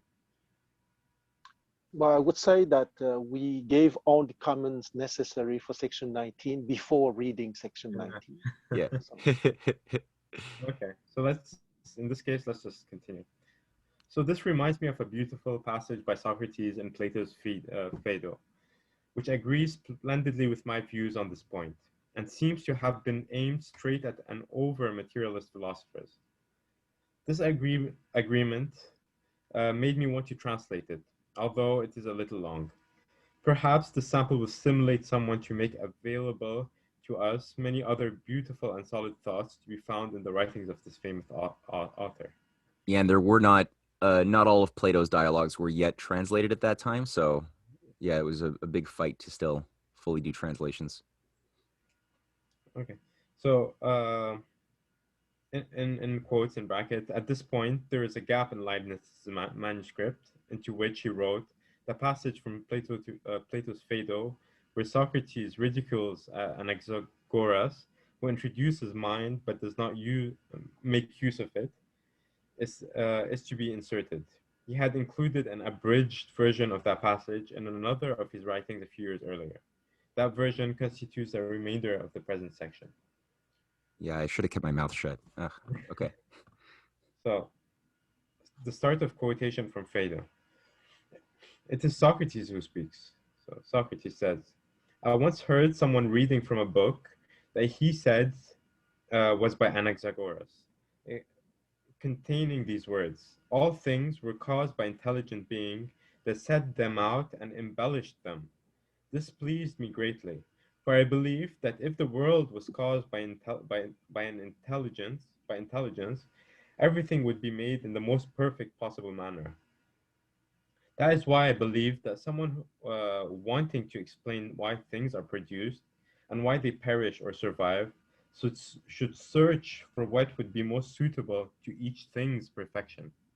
So such a person would only have to consider in the thing he was studying, whether himself or in someone else, what would be the best or most perfect.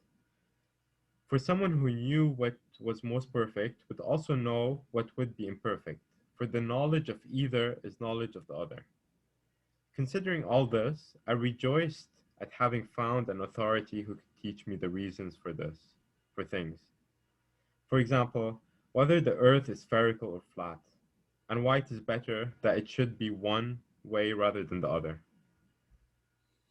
I expected also that in the course of saying whether or not the earth is at the center of the universe, he would explain to me why its position is the most suitable for it to have, and that he would tell me similar things about the sun, the moon, the stars, and their movements.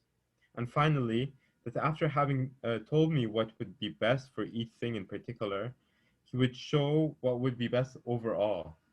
Filled with this hope, I lost no time in acquiring Anaxagoras' books and whipping through them, but I found nothing like what I have been reckoning on. To my surprise, I found him making no use of the idea of the governing intelligence that he had put forward, that he had nothing more to say about the embellishments and the perfection of things, and that he brought in an implausible notion of ether. It's as though someone were to say at the outset that Socrates acts with intelligence and then move on to explaining the particular causes of Socrates' actions. Thus, Socrates is seated here because he has a body composed of bone, flesh, and sinews. The bones are solid, but they are separated at joints. The sinews can be stretched or relaxed. All that is why the body is flexible, and rounding out the explanation why I'm sitting here. Or as though someone, wanting to explain our present conversation, appealed to the air and to the organs of speech and hearing and such things, forgetting the real causes, namely that the Athenians thought it better to condemn than to acquit me, and that I thought better to remain here than to escape. If I had not had that thought, if I had not found it more just and honorable to suffer the penalty my country chooses to impose than to live as a vagabond in exile, I swear these sinews and bones would long ago have put themselves among the Boeotians and Megarians. That is why it unreasonable to call these bones and sinews causes. Someone might say that without bones and sinews, I could not do what I do, and he would be right. But the true cause is different from a mere condition without which the cause could not be a cause. Yeah. Some people offer as their whole explanation of what holds the earth in its place, the movements of bodies surrounding it. They forget that divine power sets everything out in the most beautiful manner, and do not understand that the right and the beautiful join forces to form and maintain the world.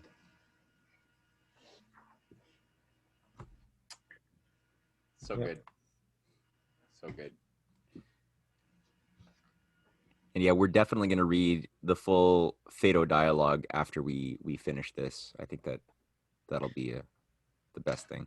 It's also, I think something we should talk about is maybe because so here the idea that we have is that one world is able to somehow be the true cause of another. Okay, so it organizes the other world. Okay, so let's say beauty and God is the organizer of the physical world. But how again? I think it's how can two completely different worlds with two completely different dynamics and principles interact, and how could one organize another? That's the core of philosophy, Ryan. Yeah, Do you want the Western answer, the Buddhist answer, the Taoist answer, the Iranian answer? Do you have a preference? Or we should maybe limit ourselves to Leibniz since we are reading a Leibniz yeah. text. Let's try to think the way Leibniz would probably be. It's very Western, Platonic, Christian in its Yes, formation. Um, exactly. so maybe let's try to look at the Western. He did study profoundly Confucius, though. Well, my pretension is that the Western and the Eastern answer at the outmost understanding of the principles are the same, okay, under different vocabulary. And I totally agree with Ryan that since we are reading Leibniz, let's use the Western vocabulary. All right. Okay. So the paradox remains: how does the higher reality of infinite, eternal truths and forms affect the reality of things that are bounded, change, or in flux, which don't seem to have any eternal, infinite quality about them, on the surface at least? So how did these two things interact? How would we even begin addressing this I in think a way that Well, doesn't just say something and close it up? because I think that Ryan gave a key word: Which one? organization. yeah, but Hmm. I think there is. But there's two kind of organization: blind organization and intentional organization. Hmm. Because you guys probably know that there's I'm quite amused when we were reading that, because Leibniz are calling his opponents the moderns. Okay, and obviously putting himself in the line of traditional Platonic philosophy in his mind, I imagine. And but it's precisely from that moment of the modern, meaning the end of the 17th century, that the pernicious idea of blind self-organization began to erupt, contrary to the traditional Platonic philosophy of intentional organization. But still, organization is the key word. Mm-hmm.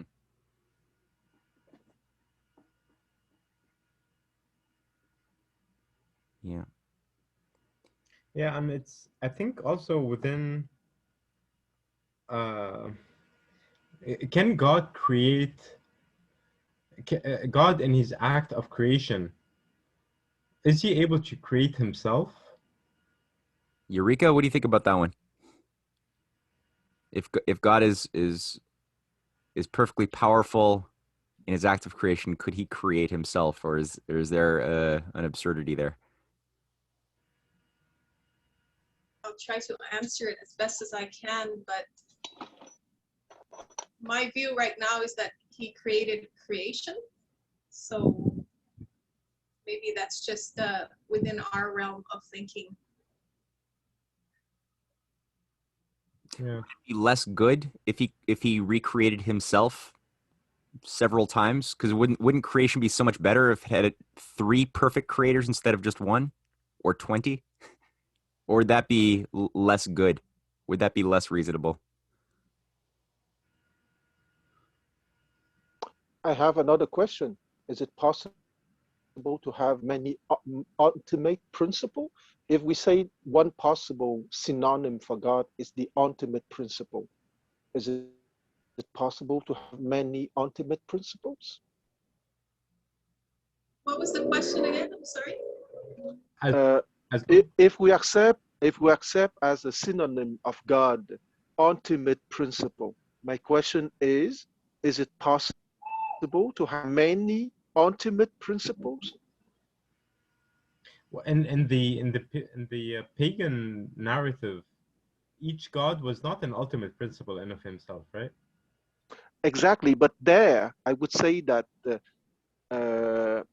let's take the Indian example that most people think that they are polytheists, but they are not polytheists. Okay, in Indian mythology, Indian from India, you have gods with a small g, but God with a capital G is not Shiva or Devi or Brahma, but rather the absolute.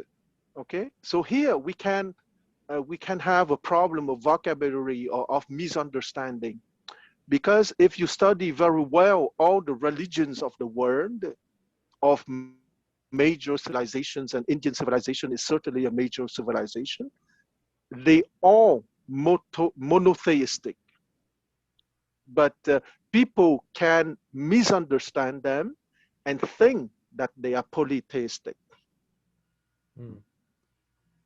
Can I ask you, Eureka, since you have a lot of friends in the Native American communities and you're Muslim too, have you discovered it's not something I know much about.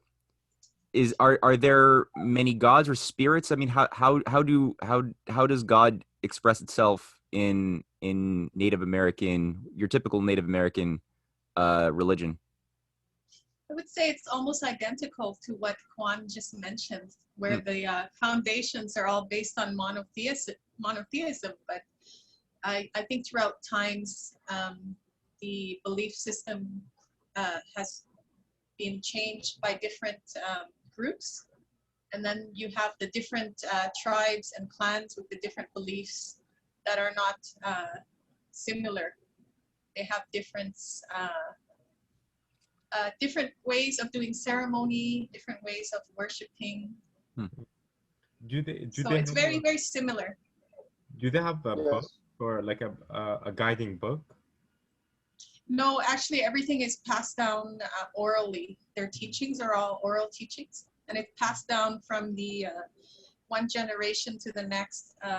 The problem lies where, you know, we have the residential school system that had taken away a lot of that knowledge from the elders who were supposed to pass down the teachings and the knowledge to the next generation. Yeah. I would take the risk to lower a little bit the level of our high discussion here by bringing some political thing. Okay. I would say that in a truly evolved society or civilization, each human being has his own or her own religion, because a religion is a representation of the world, and that representation reflects that person's understanding and evolution of awareness. And why certain civilization or society has a more monotheistic religions as perceived by others, it's because those civilizations created empires. And when you have a political empire, you have people in power that would impose their standpoint, and they would create precisely a book that would be recognized as the official book, the official religious book that has to be accepted by everyone, at least by lip service, inside the boundaries of that empire.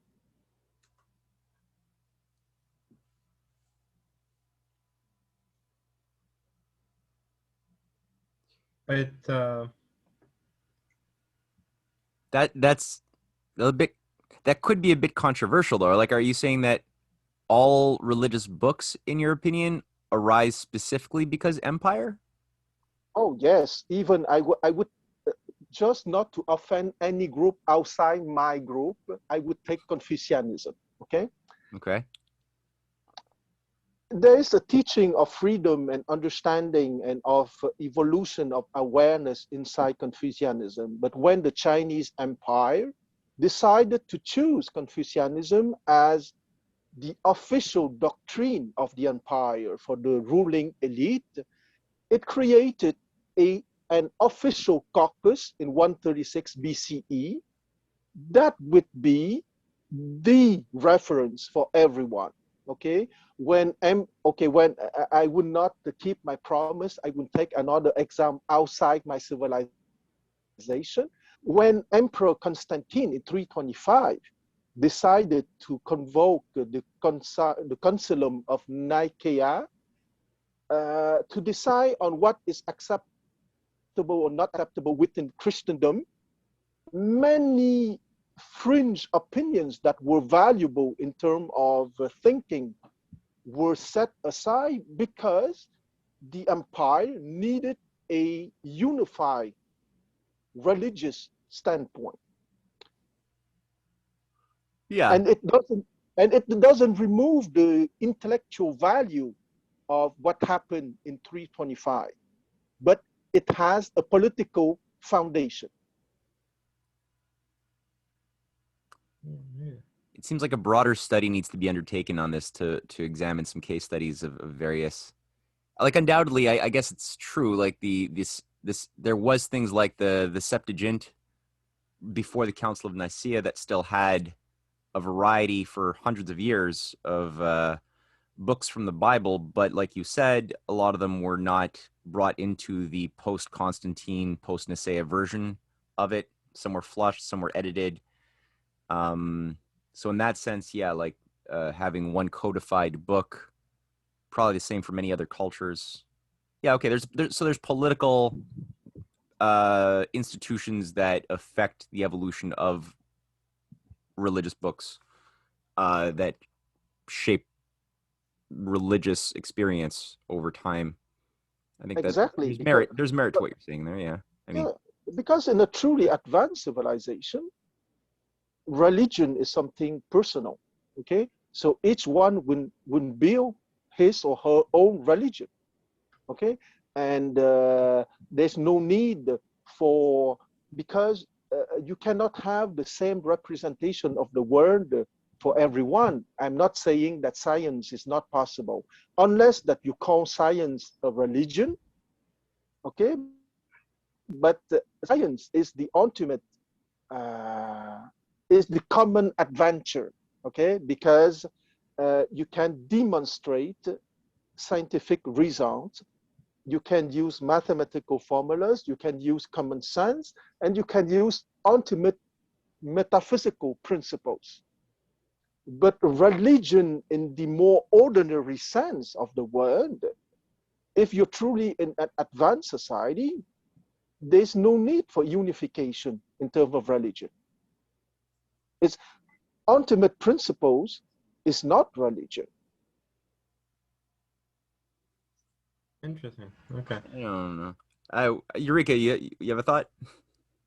I just wanted to say that going back to the foundations of Hinduism and Islam, they weren't really called religions like in the beginning. They were more like systems. And I think throughout time, they were turned into religion. And Exactly. under Islam, when it first started to spread around 1500 years ago, the Muslims were already told that your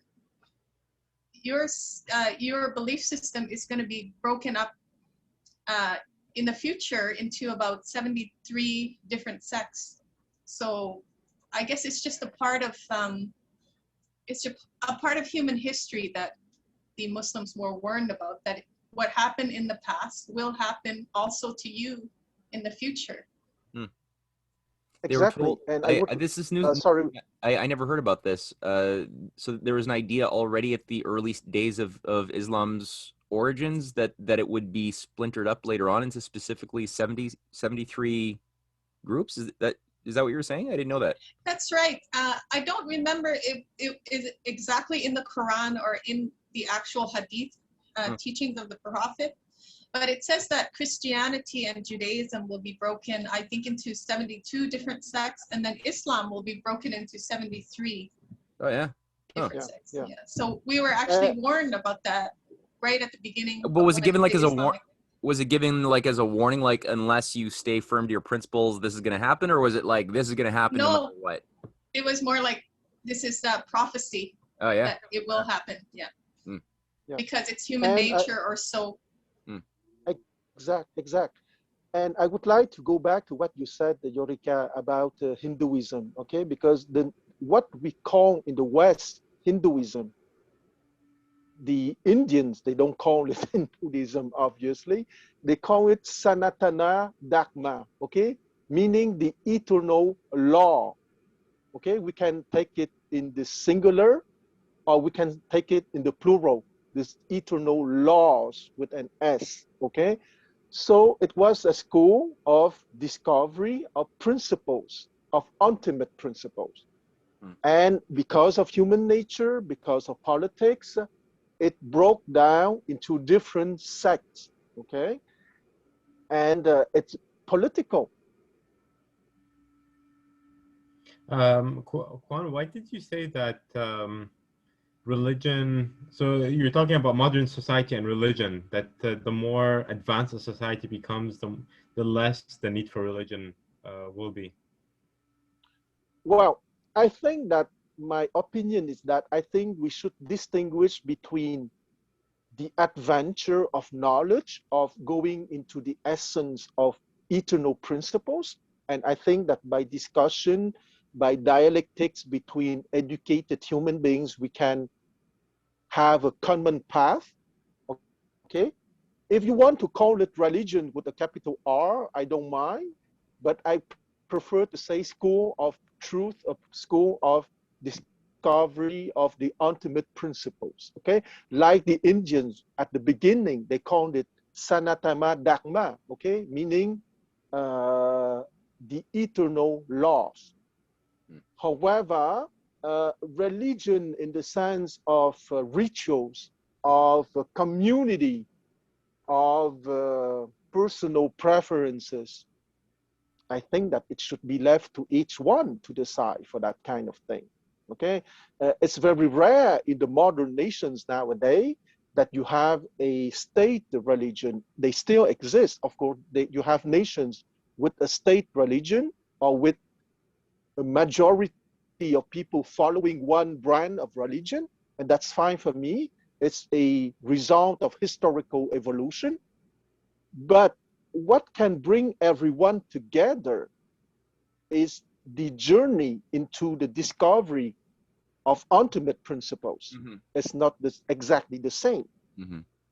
Yeah, no, it's true. I mean, no matter what religion you're from or whatever, if you're not activating your inner common sense, like that inner sense within us all that Leibniz is trying to get at, then you'll always fall prey to only like not understanding how to have peace with your neighbors or anything. Like you'll always, you'll never be guided by anything inside of yourself as an inner sense of aesthetical, reasonable inner judgment.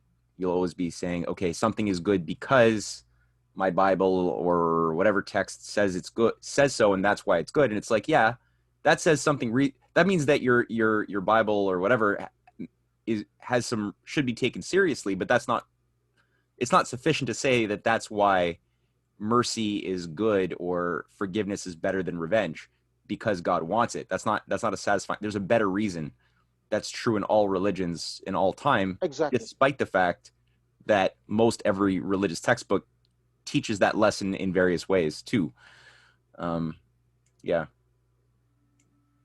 Exactly. And it's become all mechanical nowadays. People just, like Juan says, going with the rituals. Mm-hmm. Yeah. Yeah, No, and rational. exactly, if a religious path is a religious path, bring you to the discovery of the eternal principles, of the ultimate principles, as you said, Matt, you need to develop your mind, okay? As if I would wage a holy war because I am becoming a follower of Leibniz, for example, okay? And I say Leibniz is the ultimate. I will start a holy war imposing Leibniz over on the earth, okay? That would be religious, okay? That would be religious in the Could be. political sense of the word, Yeah. and it's not a journey to the ultimate discovery of ultimate principles. Yeah, we'll put sufficient reason on a golden calf and have everybody worship sufficient reason. Yeah, And burn exactly. incest to monads. And with Isaac Newton as the new devil, of course. Oh yeah, of course, yeah. Yeah, and Descartes and Locke as little demons. Yeah.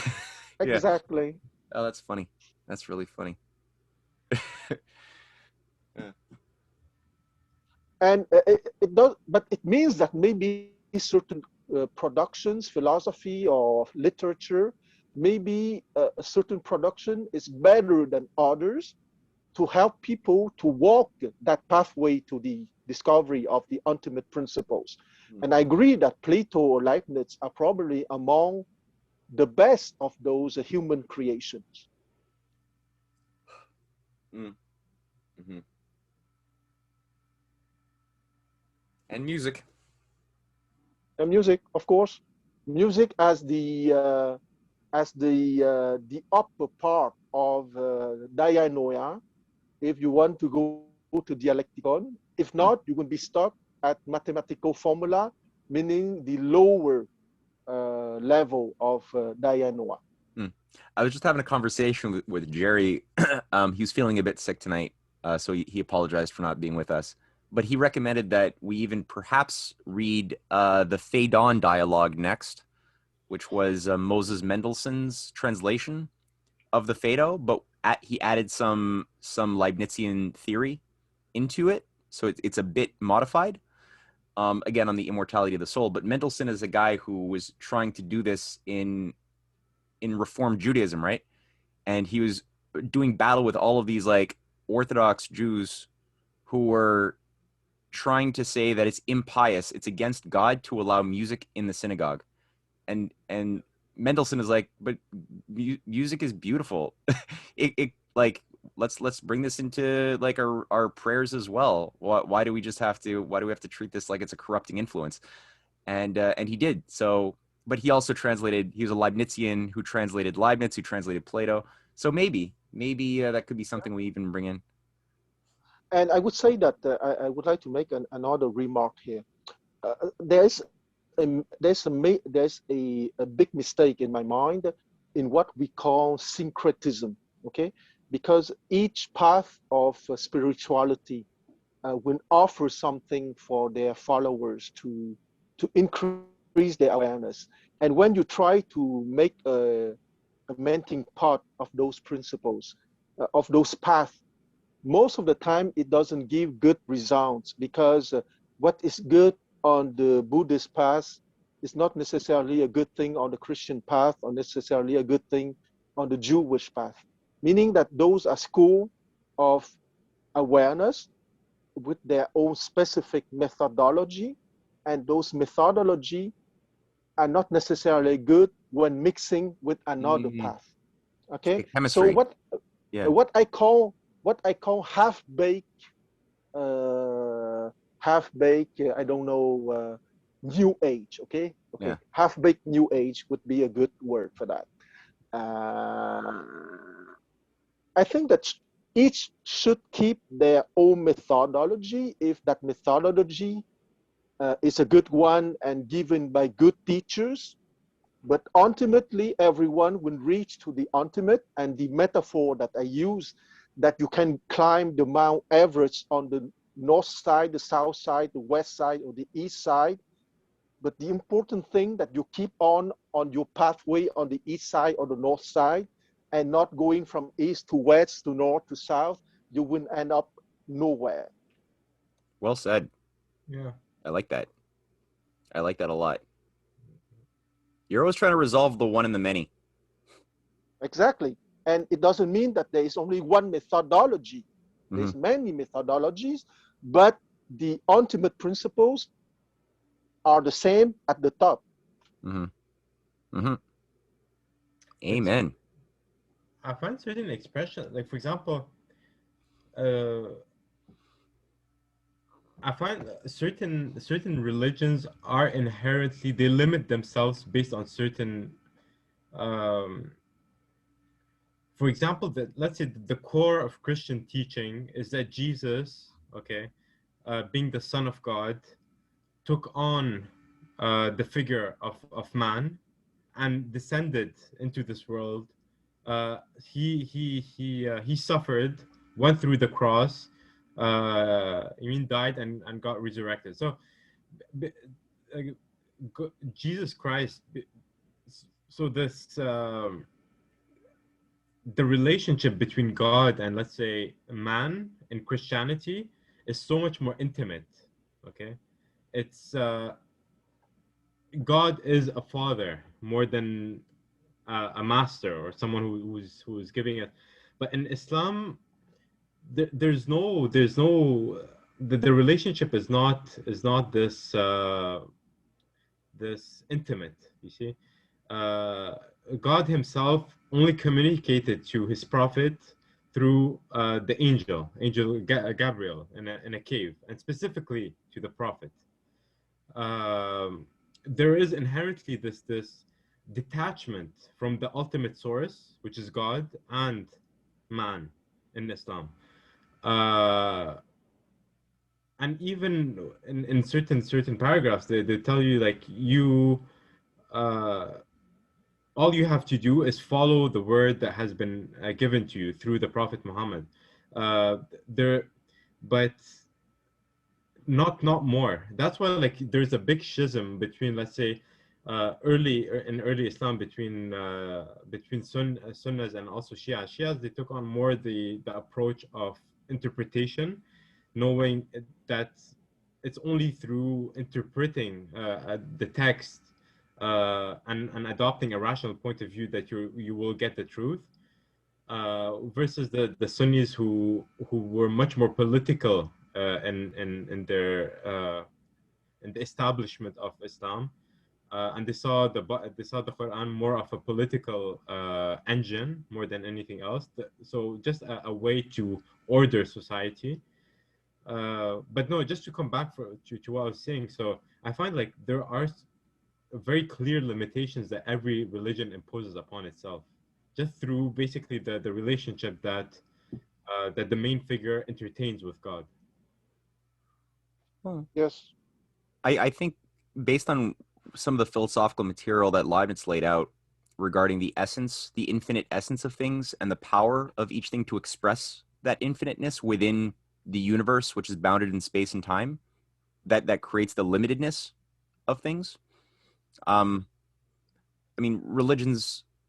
It's like we all have these qualities within us that can be improved upon, that give form to our immaterial desires for justice, these other bigger ideas, knowledge that we've accumulated. It's infinite, and so there's structure that's created by our techniques, to live and work and act in the world. And there's structure in different religious groups too. Like religions give you structure, and they're like a way to conduit to be transmitters of these infinite truths.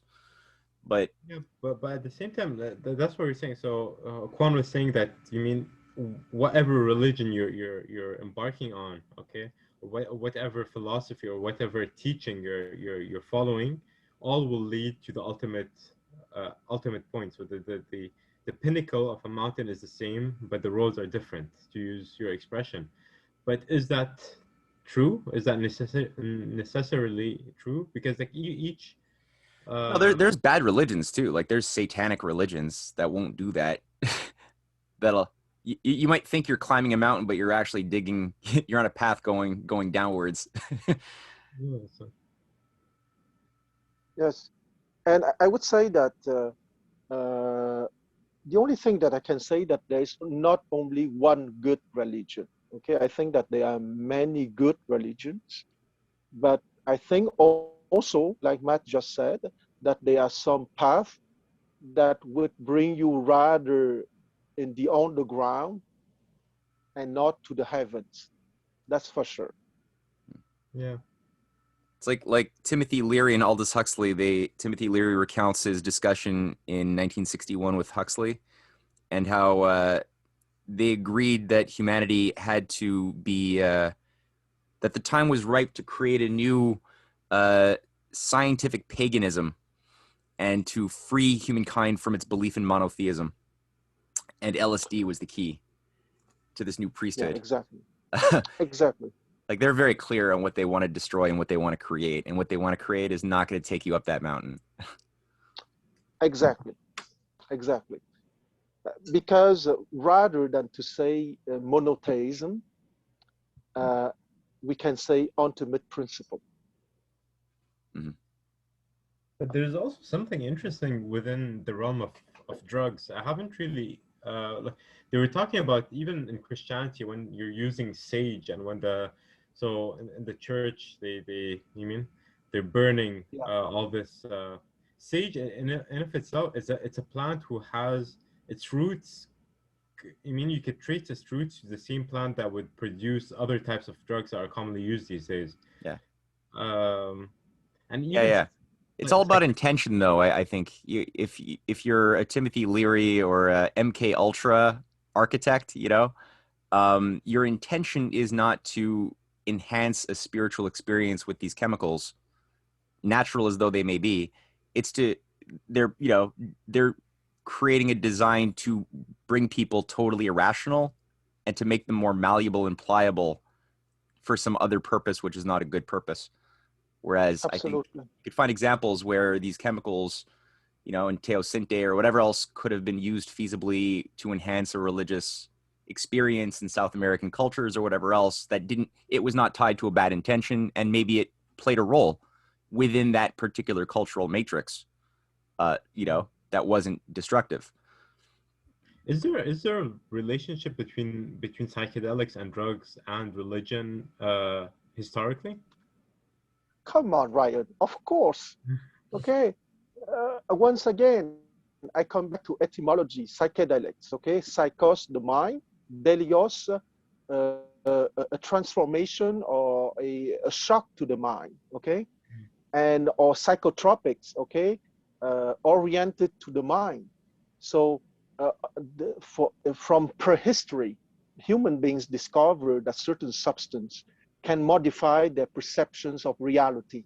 But precisely to go back to the core of our discussion, the intention, what is the intention? Okay, is the intention showing that a certain substance can modify the appearance of the phenomena? Okay, because once again, phenomena is a Greek word meaning appearance, okay, apparitions. So if you see the reality under a certain form without the drugs and under another form without the drugs, if you are true uh, seeker of truth, your conclusion would be, oh, it's interesting. Phenomena can appear in one form with the drugs and in another form without the drugs in my waking state. But what remains is pure consciousness or the journey to the ultimate principles. Okay. If you are in a good school, if you are guided by right people, you would be brought to the fact that the drugs only give you another version of phenomenal reality. Okay, but that other version of phenomenal reality doesn't eliminate the core ultimate principles that you are supposed to go to in your journey towards the truth. Mm. So once again, it depends of intention and it depends of the right people to guide you that kind of things. Yeah. Yeah. And I would say that clever people or cultural people, they don't need drugs. Okay, they need music, they need literature, they need philosophy, and they need great works of art in order to have multiple perceptions of reality. Mm. It's a good approach. Can I add something to that? Yeah. Studying from indigenous elders, traditionally I was taught that, okay, there's 4 medicines that is generally used in the ceremonies, indigenous ceremonies. And it's sweet grass, sage, cedar, and tobacco. And I was taught that traditionally, the tobacco especially was never smoked. It was only used in smudging for ceremony. So historically, I was taught that it wasn't smoked. So it wasn't even used. It was more, it was considered sacred because it was a way for the man to connect with the creator. That's what I was taught. So it was kind of like an incense or something like that. Like it wasn't smoked, but it was like burnt, like an incense was burnt as part of the smudged, yeah, as a part of a ceremony. Okay.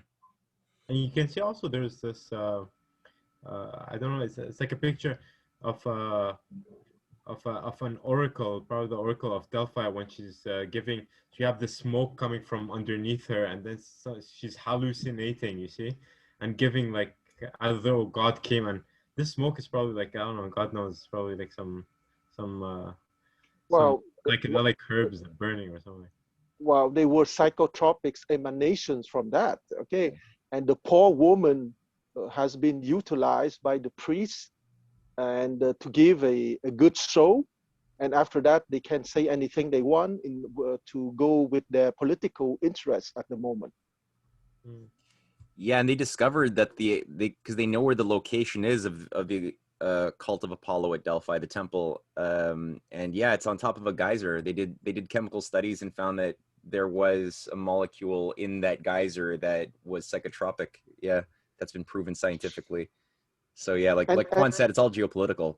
Just to make the poor girl who hallucinate, babble some stuff, and then let these political intelligence operatives calling themselves priests deliver to the generals or the kings whatever information they wanted them to have access to manipulate kingdoms for money. Lots of it. Well, I have to admit, it's a good show. We have to admit that. Not bad. That's why they called Alan Greenspan the Oracle of Wall Street.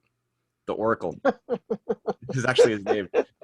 Because he's one of the few who had knowledge of the formulas, who could predict where the future was going to be of the markets and read the invisible hands of the markets. No one else knew how to read the yeah. Well, you know, we laughing that if we have access to his medical file, we would be surprised, maybe. Yeah, what was he doing with Ayn Rand? What were they smoking? Yeah. Yeah. Cool, guys. All right, this is a fun way to end. All right, so let's meet up again. This, just so you know, this Sunday it's Father's Day, and Sam is a father, so he asked if he could do his class at 1 o'clock so his family could take him out, and we said okay. So at 1 o'clock Sunday is going to be a young Benjamin Franklin recruited to a conspiracy, a grand design by Cotton Mather, and more. I don't know what else Sam's going to talk about, but I'm sure it's going to be good.